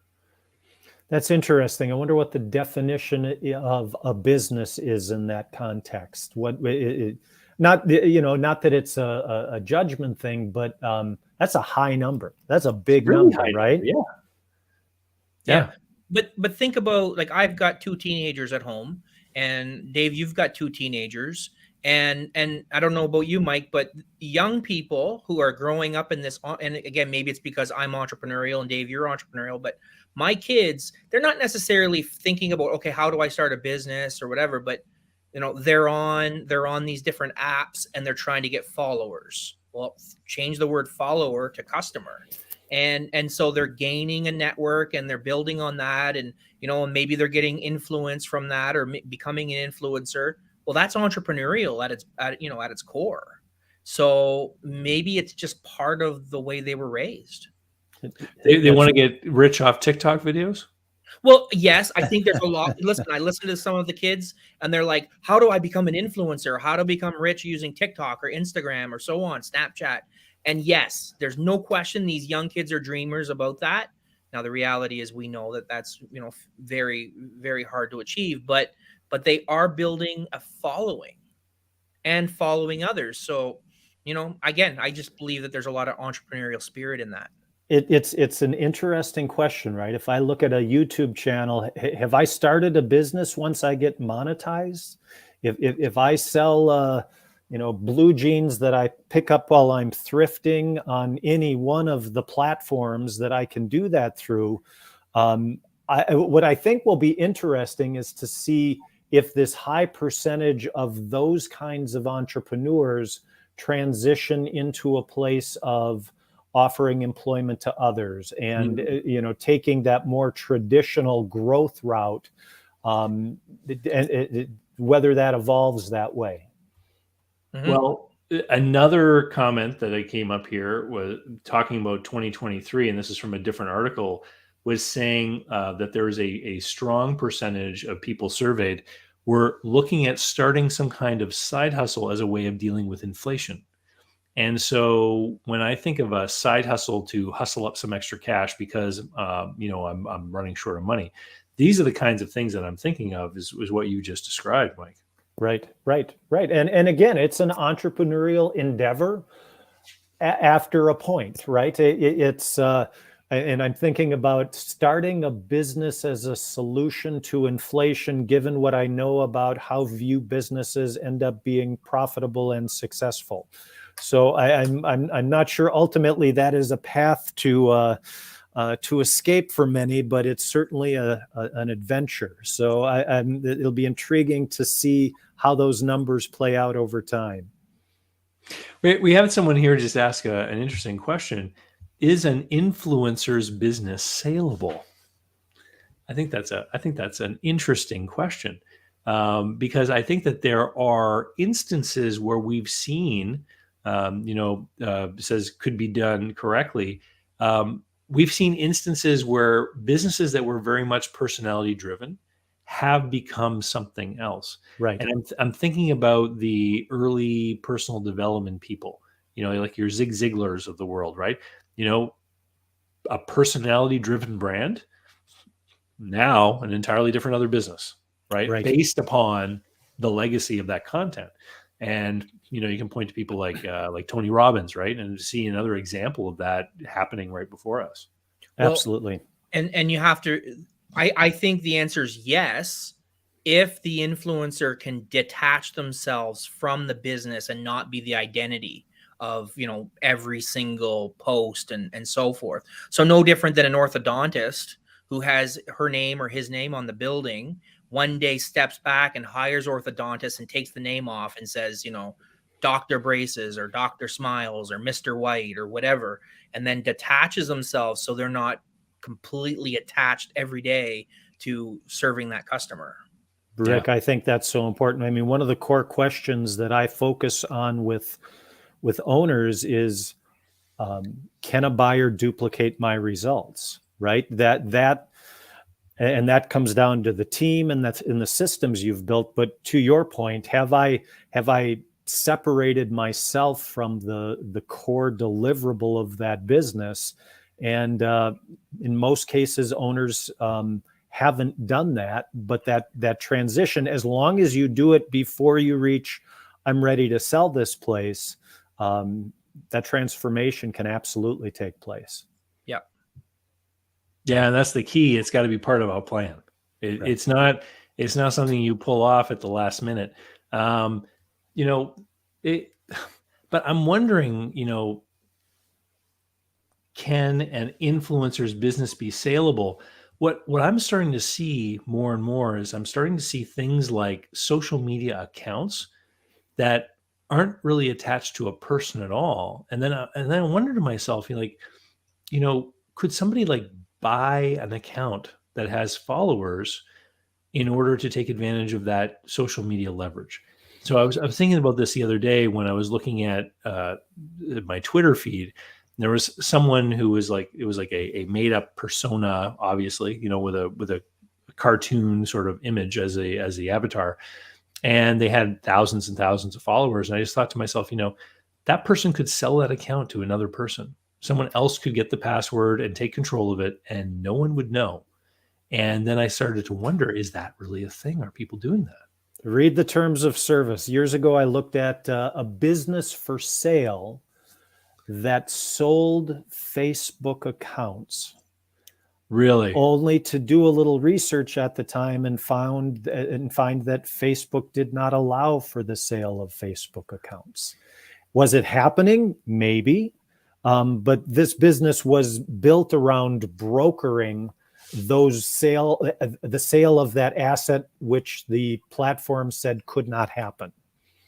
It's interesting because when back in my business broker days, this is when Sears was still open and they had their catalog operation running. I sold a laundromat, which was also a Sears catalog delivery drop-off point.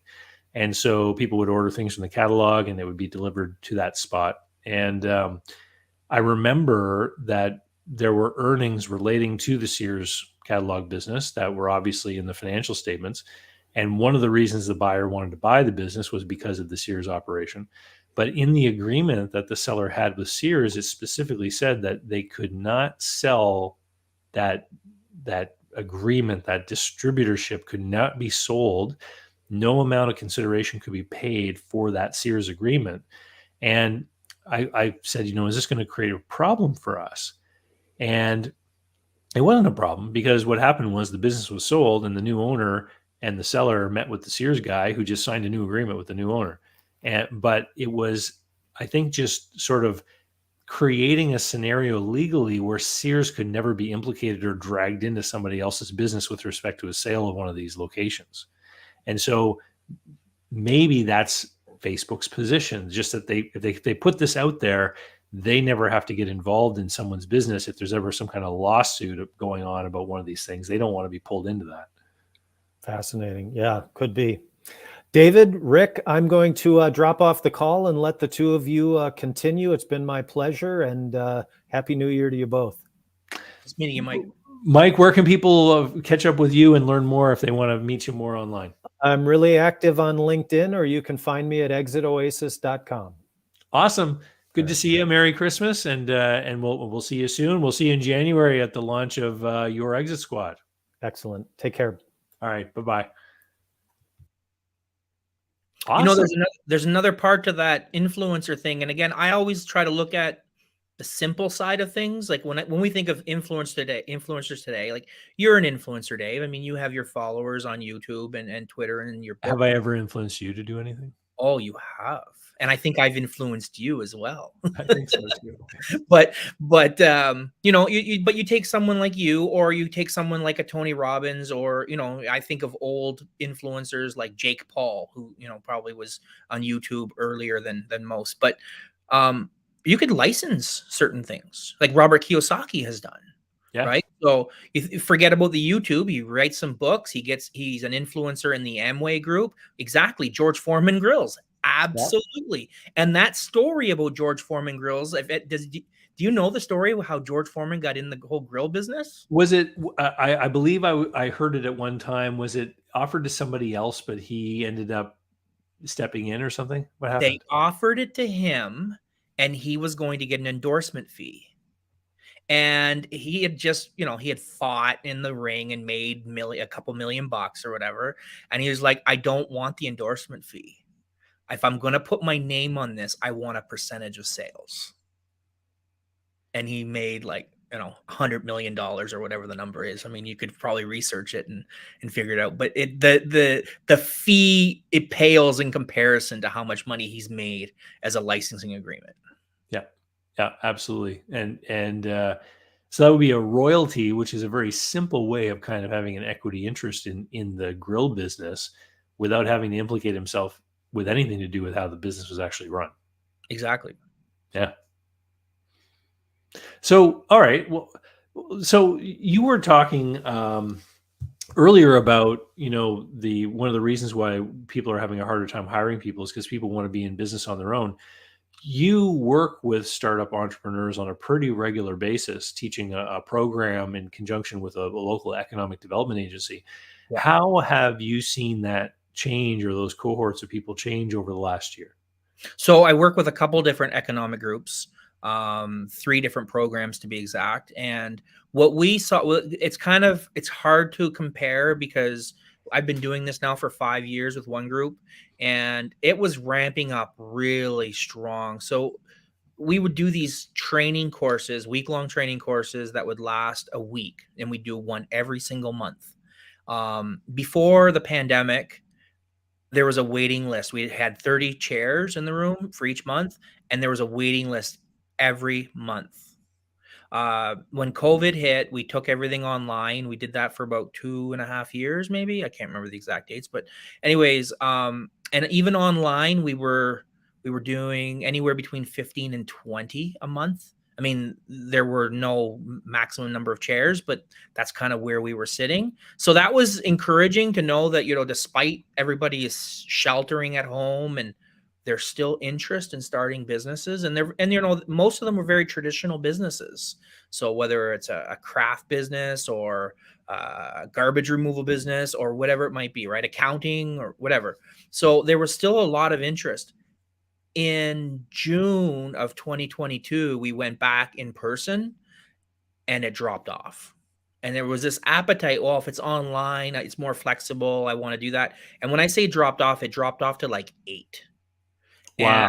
And so we've been seeing anywhere between 5 and 8 people a month since June. Now, so the delivery mode has had a big impact on people's willingness to do it. It almost sounds like the same kind of thing that we're hearing about, how people want jobs that are flexible, that they can do remotely. They don't want to go into the office. In your case, they don't want to come into the classroom. Yeah. And I mean, there's definitely some people who are still afraid of being infected with COVID or transmitting COVID. So we have a little bit of that, but I think that's the minor role, because we're just not seeing the same number of applications that we saw prior to COVID, or even during COVID on the virtual sessions. But the encouraging thing is January, which is only a couple weeks away. January is traditionally a slower month for us, and it's ramping up. I've already got 15 applications. Okay. So it's the new year. All right. And so this could bode well for the entrepreneurial startup community here locally. Oh, listen, I think the entrepreneurial community is very strong locally, and for whatever reason, they haven't come to those sessions. But I don't think that is an indication of where we're going entrepreneurially. Well, speaking of entrepreneurs, we have another entrepreneur that just joined the group here. So let me bring Mark Willis in. Mark, how you doing today? Hey there. How's it going, guys? Good. Look, you're the only one that dressed for Christmas. Yeah. Well, someone had to be great. Santa. Well, we're just talking about, well, I've been talking all afternoon about small business and stuff. Mark, we're asking people about the past year, and we're asking people about the year ahead. Now, for everyone who doesn't know, Mark is one of the sponsors of my channel this year, and is helps people set up bank on yourself style life insurance policies. What have you been seeing as far as your clients and their businesses over this past year?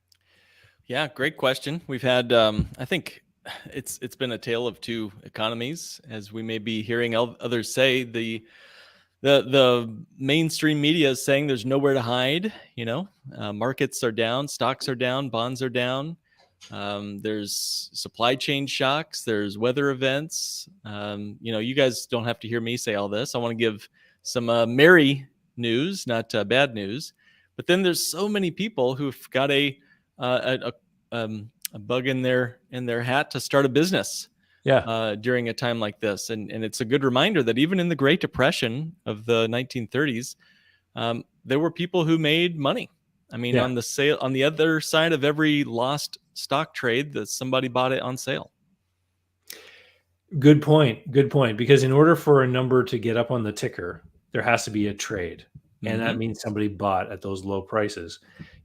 One of the most amazing things to me about the Great Depression, do you know what one of the greatest businesses of all time that came out of the Great Depression is?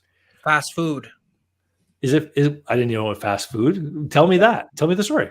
A&W created a model in Canada for fast food, and they were the trigger for McDonald's in the US. Really? I didn't know that. Yeah. What Wow. were you going to say? I was going to say miniature golf. Oh, no, it was fast food for sure. Because miniature golf got started in big cities, people would go to empty lots and they would sort of build these makeshift little golf courses and charge people a penny or a nickel to play. And so many people were unemployed. They were looking for these inexpensive entertainment opportunities. And that this got started, and then eventually the landowner would shoo them off and they would just go relocate and set up somewhere else. But, when you drive around today, most cities have a bunch of miniature golf courses, and that whole thing was created during the Great Depression. Wow. Didn't know that. That's cool. Yeah. See, the constraints drive innovation. Yeah. Constraints drive innovation. That's true when it comes to your artwork. If you can only paint with your left hand or your big toes, you're going to do some pretty interesting, innovative solutions. And when interest rates rise on your mortgages and on your properties or on your lines of credit, you're going to come up with innovative, exciting. I'm really hopeful for what is to come. What creative solutions will the business owner come up with when faced with these constraints? Yeah. Oh, absolutely. Speaking of creative, Rick, you work with Wizard of Ads out of Texas. Can you tell us about some of the cool things maybe that you've been working on with people there, or that some of your colleagues have been doing? Oh man, there's tons. There's like 60 of us that are partners around the world, right? So there's 8 or 9 in Canada, most in the US. We've got a couple in Australia, one in Russia, and maybe one in Germany. I'm not sure. Anyways, so we're all working on different various things that we don't always share our work together. I'm working with a couple clients down in the southern US, in Texas and Arkansas, and I can't tell you exactly what we're doing because we have a whole strategy behind that, but our growth is fantastic. So despite the times that we're talking about inflation and recession and all that, I've got one business that's growing at 15%, and that's after price increases. Right. Yeah. So we net that out. We're still growing at 15%, and it's type of a business that shouldn't be growing at that level. So, we're excited about that, and it has to do with messaging and how we talk to customers and kind of holding the fort down, because we know that our competitors are going through some rough times. It does all come down to execution, doesn't it? It's what somebody does with the business that they have at hand. And yeah, I hear you. Great example. Mm-hmm. But if you haven't checked it out, and if no one's ever heard of it, Wizard of Ads, you can go to wizardofads.org. That's our partner website. And I would strongly recommend, if you've never checked it out from a marketing side, go to mondaymorningmemo.com. Roy, founder of Wizard of Ads, and he writes basically a blog/email every Monday. And it's a very interesting prerogative on messaging, business, and so forth. And Mark, you're based in the Chicago area, but you have a team of affiliates that kind of spreads all over the place. How has your own business and network of associates been growing over the last year? Well, there's, I think, nothing can stop an idea whose time has come, as the old saying goes. And we need probably about 100 times more colleagues, professionals across the United States and Canada to help clients who are looking for things outside of the Wall Street casino, to help them build and protect their wealth. And one of the best parts of the work I get to do is the camaraderie and the colleagues that I get to interact with. I'll be spending time with a small elite group of the Bank on Yourself professionals, of which there's about 200 of us across the United States and Canada. And I get to do kind of mastermind groups with them. And I'm doing this again in January with a small group of them, where I get to learn from the very best of financial advisors, attorneys, accountants, estate planning attorneys, all of whom specialize in the Bank on Yourself strategy. And I just think that's the way of the future. At least it's the way for my future as a business owner. I don't want to be in business by myself. Sure, I want to be in business for myself, but not by myself. And having the colleagues of other Bank on Yourself professionals, maybe they would wear this hat a little better than I could. But I sure like spending time with them. That's for sure. Yeah, it's interesting that you bring that up. I started the live cast today with Giuseppe Grammatico, who helps people with franchise, choosing a franchise to operate. And that's one of the benefits often that is promoted with franchise systems is the fact that you have these comrades, these colleagues that are operating similar businesses. But in Rick's example with the Wizard of Ad Partners, and in your example being affiliated with the other Bank on Yourself people, it reminds me of back in the day when I was a business broker and I used to attend the different events put on by the IBBA. They have a convention and conference, and the Canadian chapter too would have their own things, just for the value of getting together and being able to share and learn from other people who have a similar experience. And one of the things that I've uncovered, and very frequently in my consulting work with people, is I'll have someone that will call me for a problem, or they'll call me with an issue. They want to talk about buying or selling a business. And sometimes the topic of just feeling isolated comes out. And I can realize pretty quickly when I'm talking with a business owner that has not taken the time to build any kind of network of relationships with other business owners. And, I think there's big advantages to having this within your own industry, obviously. But even if someone is just in a certain town or community and they own a business, they should make an effort to be connected with other business owners, just so that they can have a forum for sharing things like, what we've been talking about this afternoon, like employee issues and stuff like that, because you can't share those kinds of problems with people who have no context or understanding of what it's like to have those kinds of problems.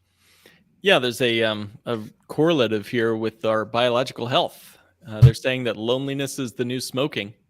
And I feel like the likelihood of your business dying early is increased if you don't have a good connection group, a network group, people who are both in your space, other people who do exactly what you do, and then outside of your space, great folks like you guys, where I get to know new folks. And I think, David, you're a big part of the connective tissue of the health of many entrepreneurs across this, continent. So thank you for your work. Well, thank you for saying that. But I know what you mean when it comes to like the podcast thing, because I've got a few podcasts that I listen to, and I listen to them regularly, and it almost feels like hanging out with some guys, because you get to this point where you feel like you know them so well, even though I don't actually know some of these people that I'm listening to. But it's interesting. You can almost kind of get a proxy for that relationship feeling sometimes. And you don't even have to pick up their bar tab. That's funny you say that, Dave. Yesterday, something interesting happened to me because I blog regularly through Wizard of Ads. And, once in a while we'll get a customer or a potential customer will reach out and say, I really appreciated this, and this is why it affected me this way, blah, blah, blah. A author that I follow, he doesn't know me. He read my blog. I follow him I read his books. I listen to his podcasts. I know him intimately. He knows me not at all, except for my blog, right?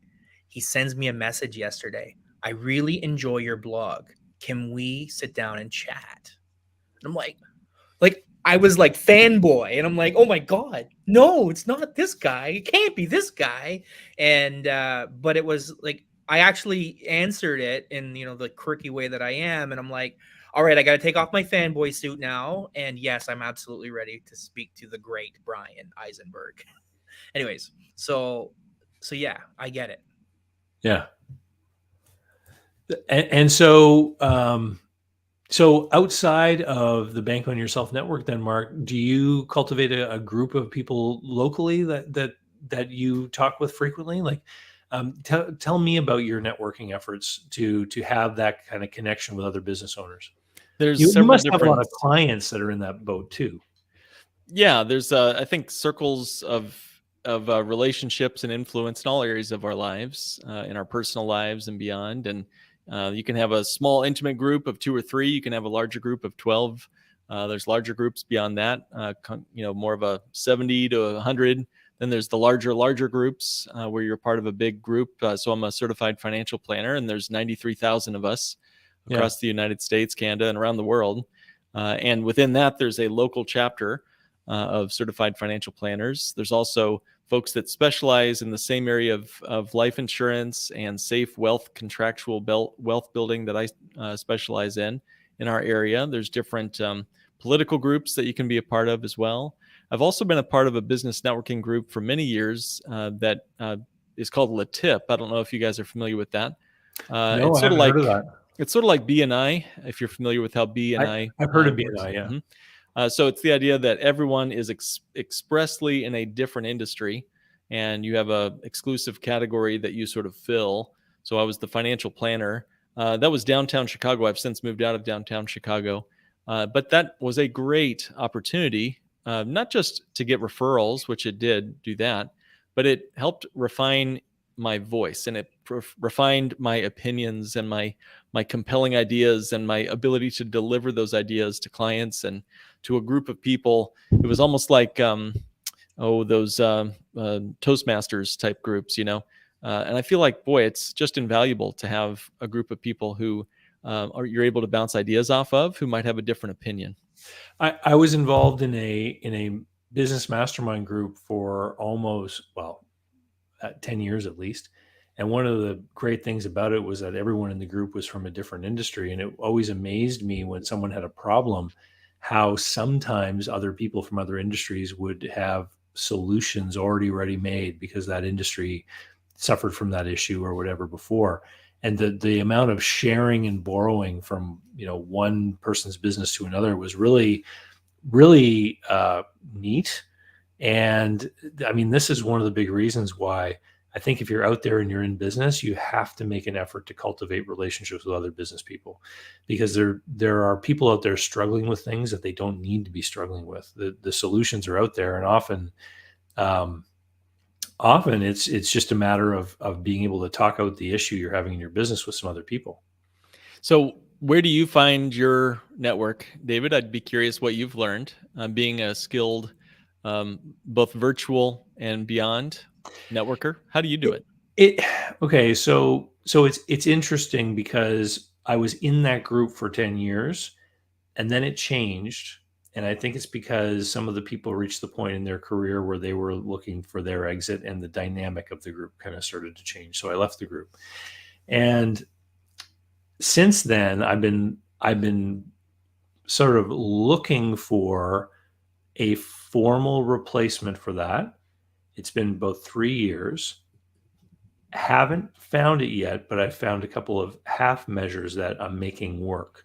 So there's the informal group of good friends, of which Rick is one of them, where I just talk with them very often. And Mark, who was on here today earlier too, is one of those people where we talk about business quite frequently with each other. And I have a few other people like that I talk with. But most recently, I was down in Florida where I met Rocky, who was on the show earlier. And part of that event, they put us together in a mastermind for the weekend. And the people that are in that group, we've decided to carry on. So that's kind of my new sort of formally formatted kind of regular business mastermind group that I'm a part of now. But there's been a couple of half starts, trying different things that I found in different places. I even traveled to San Diego once a couple of years ago to attend an event that was all about forming these business masterminds. And you've got to find the right connection. You have to find the right people that you feel you can connect with. And if you sit there and you think, I'm more advanced than everyone else in here, or I've faced far more challenges than everyone else in here, you're going to lose interest. You have to be in a mixed group where you feel like you can both give and share and learn, I think is one of the most important things about how you find that. Well said. Well said. If you feel like you've already got everything you need out of a group, you're probably one, in the wrong group, and two, you're probably wrong. So always being ready to learn and grow. I had someone once say that the arrival syndrome is the worst possible virus we can catch. And it's the moment when we begin to think we have it all figured out, or we know what we need from a certain group. There's always more to learn. And then there's also time to move on too. What do you guys think? When is the right time to say enough's enough with a group? Rick, what do you think? Having been part of a few groups as well, I think in my particular case, when you're contributing more than what you're receiving, then you're at the wrong end of the scale. Yeah. You maybe it's ego driven as well, but if you think you know more than the others that are providing advice, you're in the wrong group at that point. Yeah. Mark, what you just said about the arrival syndrome, is that what you called it? It reminds me, were you talking a little bit about that in one of your recent podcasts that you put out? Because I think you did one about the topic of thinking, and I think you touched on some of this stuff. Yeah, thinking is, we talk about commodities and lots of different financial strategies, but one of the rarest commodities in the financial universe, in the human universe, is the commodity of thinking. And we do way less of it than we think. No pun intended there. But Woods Hutchinson, he wrote for the Saturday Evening Post a long time ago. He has a quote where he says, 5% of people think, another 10% of people think that they think, and 85% of people would rather lay down and die than think. And yet we're really conditioned to believe that we're already right in our own mind, and thus the arrival syndrome begins to rot away at ourselves. And honestly, it's the undoing of a lot of businesses when we think that we've created this perfect machine of a business and we're unwilling to bring in outside experts to give us the raw feedback like you guys do so well in your various businesses and the approaches you guys help your clients with. And this is great that you brought that up, because it ties in really well with the conversation I was having earlier this afternoon with the whole idea of intentionality. And we were talking about how few people actually stop and think about, what do I want my life to look like? What do I want my business to look like? And put some effort into it. So much happens. And I think, and there's a necessity to it. There's a reason, I think, why we've evolved this way, because you can't obviously sit and ponder and consider every little minute decision through the run of the day. But the vast majority of what happens for most of us is just reacting to scenarios based on how we've been trained. But if you let that reaction just run your whole life, you end up sitting there someday at some point in your life wondering what happened to life. Like, how did I get here? Well, there's a great story about this. And part of the Thinking Time episode, I gave a story about the British colonialists that were in India at the time. And there were all these king cobras that were biting and hurting many of the people who lived in the area there. So the brilliance of the colonialists, they came up with this idea to give a reward to anyone who brought in a king cobra, dead or alive. So people began to bring in all the cobras from the wild areas, and then some people, rightly so, came up with the business idea to farm king cobras. Yeah. So these are the unintended second order consequences that many of us don't have. When our business, we come up with this brilliant idea, but we don't consider our second order consequences. And guess what? It gets worse. So now there's all these farmed king cobras, and the British catch on to this wild idea, and people are making a ton of money off the British's back here. So they stop the program. They say, forget it. We're not going to pay you for your farmed cobras. What do you think everybody does with all these king cobras? Let them loose. Oh. Yeah, let them loose. So now there's twice as many king cobras in the area as before the whole, ill-begotten program was even conceived. So it's also a story about the market dynamics when government interferes with the price dynamics. That's right. Things going on too, right? That's right. That's funny, because when I was a kid going to university in the summertime, I'd plant trees. And for this tree harvester, they had a bounty on porcupines because the porcupines would eat these seedlings and it would ruin the plantation. So they had a bounty that if you cut the nose off of a porcupine, they would give you a couple dollars for the porcupine. And so some innovative people working in the company, every time they'd see a porcupine as roadkill on the side of the road, would just cut the nose off and bring it in to get their bounty. That's It's hilarious. that same story. Mm-hmm. Market forces. I love it. Yeah, it just goes back to reminding me that sometimes I think I need to fix the problem in my business. Like I was doing some thinking time this morning on some upcoming projects and things I want to improve for the next year. Sometimes I think we grab the duct tape. As entrepreneurs, we want to grab that duct tape when we really should be grabbing the sledgehammer. Not what do we need to fix, but what do we need to break? Sometimes breaking something actually can be the better solution than trying to just manhandle things or grab some scotch or duct tape to fix it up. And you know what, Mark, what you're saying actually makes a lot of sense to me. And I'm going to add this one part to it. When we talk, I can't remember what the percentages you said, that 15% think or whatever. What were the two numbers that you used? Yeah, 5% think, 10% think that they think, and 85 would rather lay down and die than think. Okay, so 5 and 10%. And I've seen this constantly in my realm. There's a lack of curiosity. You know, the what if. Well, what happens if I do this? Or how would this change the results if we took this approach instead of this approach over here? And that comes back to thinking, but it's that genuine thought of curiosity. Because that old cliche is, oh, if I'm curious, it'll kill me, right? And it's like, no. Curiosity is where the opportunity is. Well said. Love it. That's great. Yeah.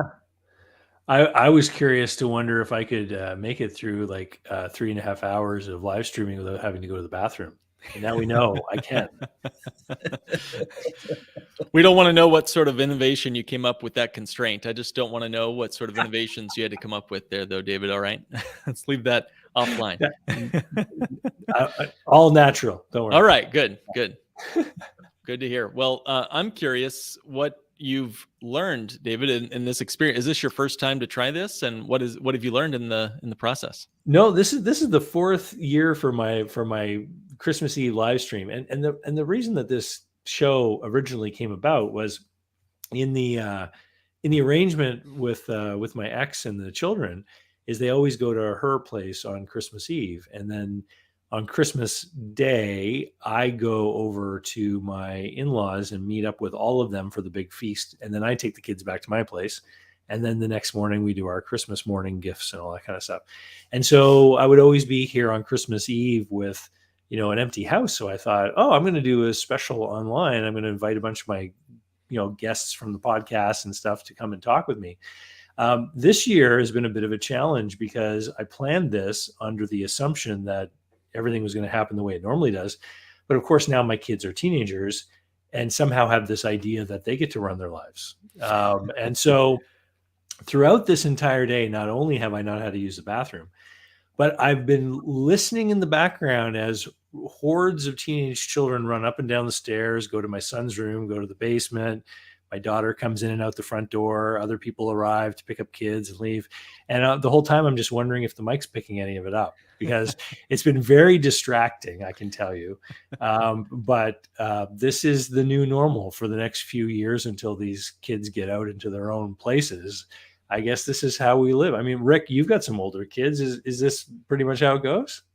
Pretty much, but see, my office is in the basement, and their bedrooms are on the second floor. So, and one's working now, and the other one, he's just been home for 2 days, so he's kind of chilling out a bit.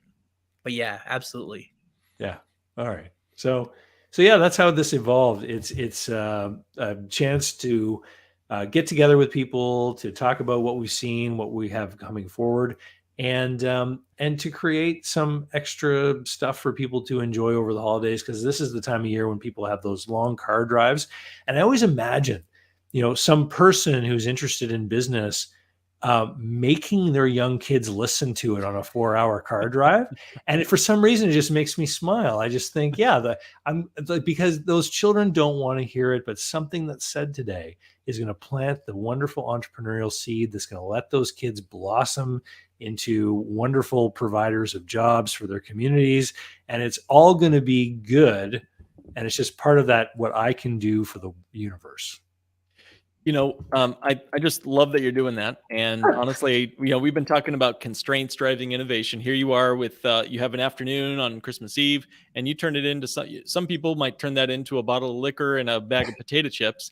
But That's David true. C. Barnett turns it into an incredible experience for not only yourself, but all of me and Rick and many others and all of our listening audience, and much to the chagrin of the little kids in the backseat of somebody's car somewhere. So I just think that's awesome. And who knows what sort of entrepreneurial sparks you're causing to form, to glow in the minds of those little 5 and 6 year olds in the back seat of the car, wishing they were listening to Paw Patrol or something like that. Yeah, exactly. That's true. There's a book I just read with my daughter. It's a book that I'll pass along to you guys. And I don't know about every book that this author has put out, but I do like there's a series called The Tuttle Twins and their spectacular business and their spectacular show business. So the book is called The Tuttle Twins and their spectacular show business. And it's a little book about how a boy and a girl twins start a business. And Okay. it's written for maybe someone in someone between like 2nd and 4th grade. Okay. And I just thought it was great. Like there's a little section in there on Shark Tank. They call it the Shark Pool. They talk about raising capital. They talk about, borrowing from grandma, because she has some money to give and she becomes an investor. They have to talk about price structure and profit. They talk about the competition. I thought if there's ever a book that's well written enough for a 2nd grader to understand how to deal with the price, elasticity and supply and demand and competition, and but do it in such a way that got my little 6-year-old actually interested to start her business. I had to pass it along. I think these little kiddos and the entrepreneurs of the future might just save this whole place. I love it when people put out that kind of thing. I know that there's other books like that out there. I once read one, and it was 2 squirrels, and it was actually put out by a past client of mine, and I had shared that in an email, and about 2 squirrels that set up a business in a similar kind of way, and I think it's great that people are making an effort to have that sort of impact, and it's really obviously it's up to parents to go seek out that kind of material to expose their children to, and it's great to see that these tools are out there for people to find. Yeah, it's I don't think it's going to be, at least it's not going to be required reading in most schools, which is a shame. Yeah, which is a shame. Yeah, that's true. At the same time, constraints drive innovation. So, for the parents that are aware of content and the ability to help your children, look, either you're going to grow up thinking that you're just a tennis ball floating down the gutter of life and everything gets handed to you, or you fall down into the gutter and you're going to consider yourself a victim, or you're going to find a way to swim upstream. And I think what I love about being a business owner, and what I love about seeing David, you and many of the entrepreneurs you surround yourself with and business investors, is we're not taking life lying down. We're going to say, all right, what are we doing today to become not the thermometer of our environment, but the thermostat of our environment? What can we do in our financial life? What can we do in our business life? What can we do in our fitness, our marriage, whatever it is, whatever, our relationships, our friendships, our spiritual life? How can we engage this thing called life in all of its abundance in a way that isn't dictated from on high, but becomes something from within that helps you feel a sense of agency? I love that. Thermostat versus thermometer. That's great. I'm going to remember that.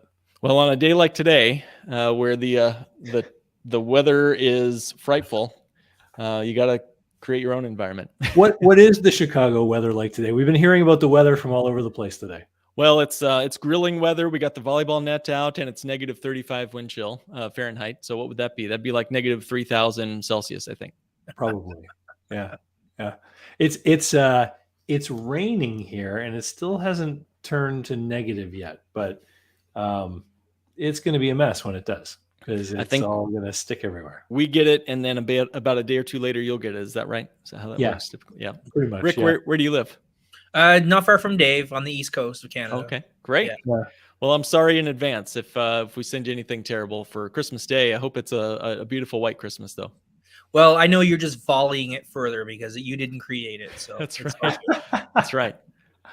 Guys, this has been awesome, and I think I'm going to wind this up, and we're going to start to say our goodbyes.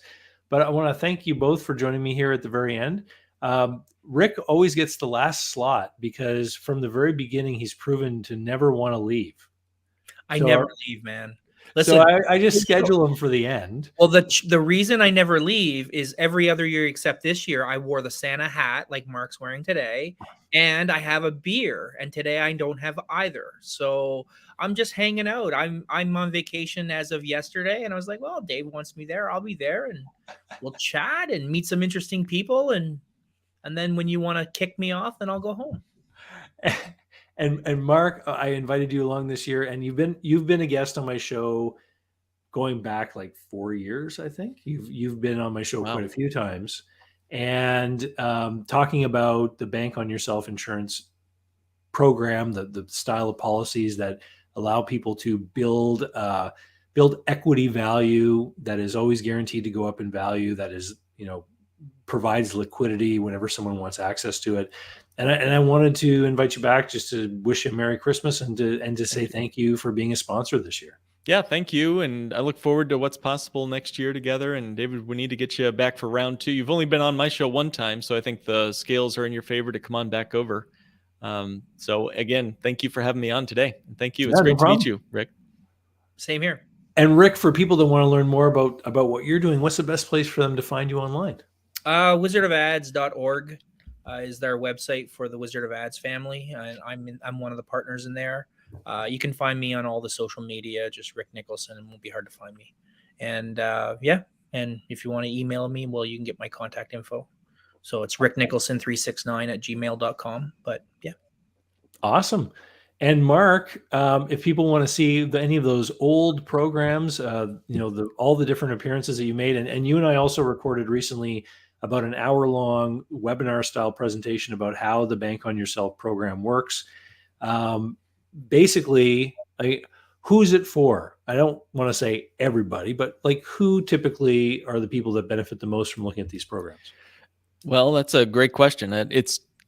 You're right. It's not a perfect fit for everyone. I'd say if you're a business owner looking for more control, more certainty, more confidence that you're going to have more money next year than you have this year, if you're tired of opening up your RSP or your 401k or other accounts and always, being upset with what you're seeing, or if you just need liquid access to money, I think the best website to go to is, newbankingsolution.com. Yeah.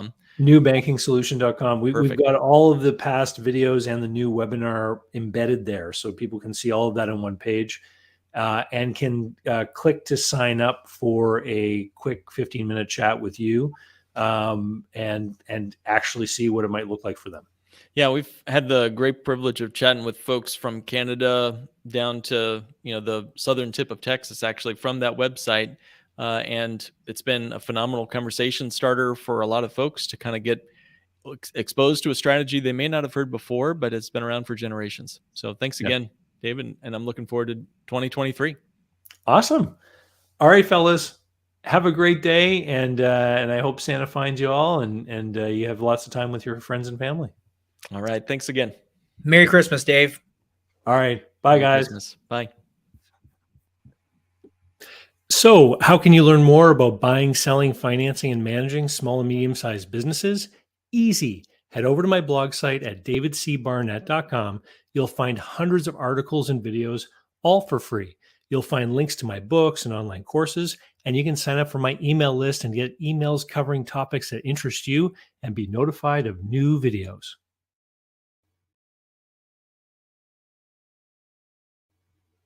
Special thanks go out to today's video sponsor, Mark Willis of Lake Growth Financial. Mark helps people better manage their personal wealth and business finances through the Bank on Yourself insurance strategy. This is something I've done personally and I've gotten lots of positive feedback from people I've worked with over the years. Go to newbankingsolution.com to find a playlist of all the interviews I've done with Mark and to learn more about the advantages of these programs. While there, sign up to arrange a conversation about what this solution might look like for you.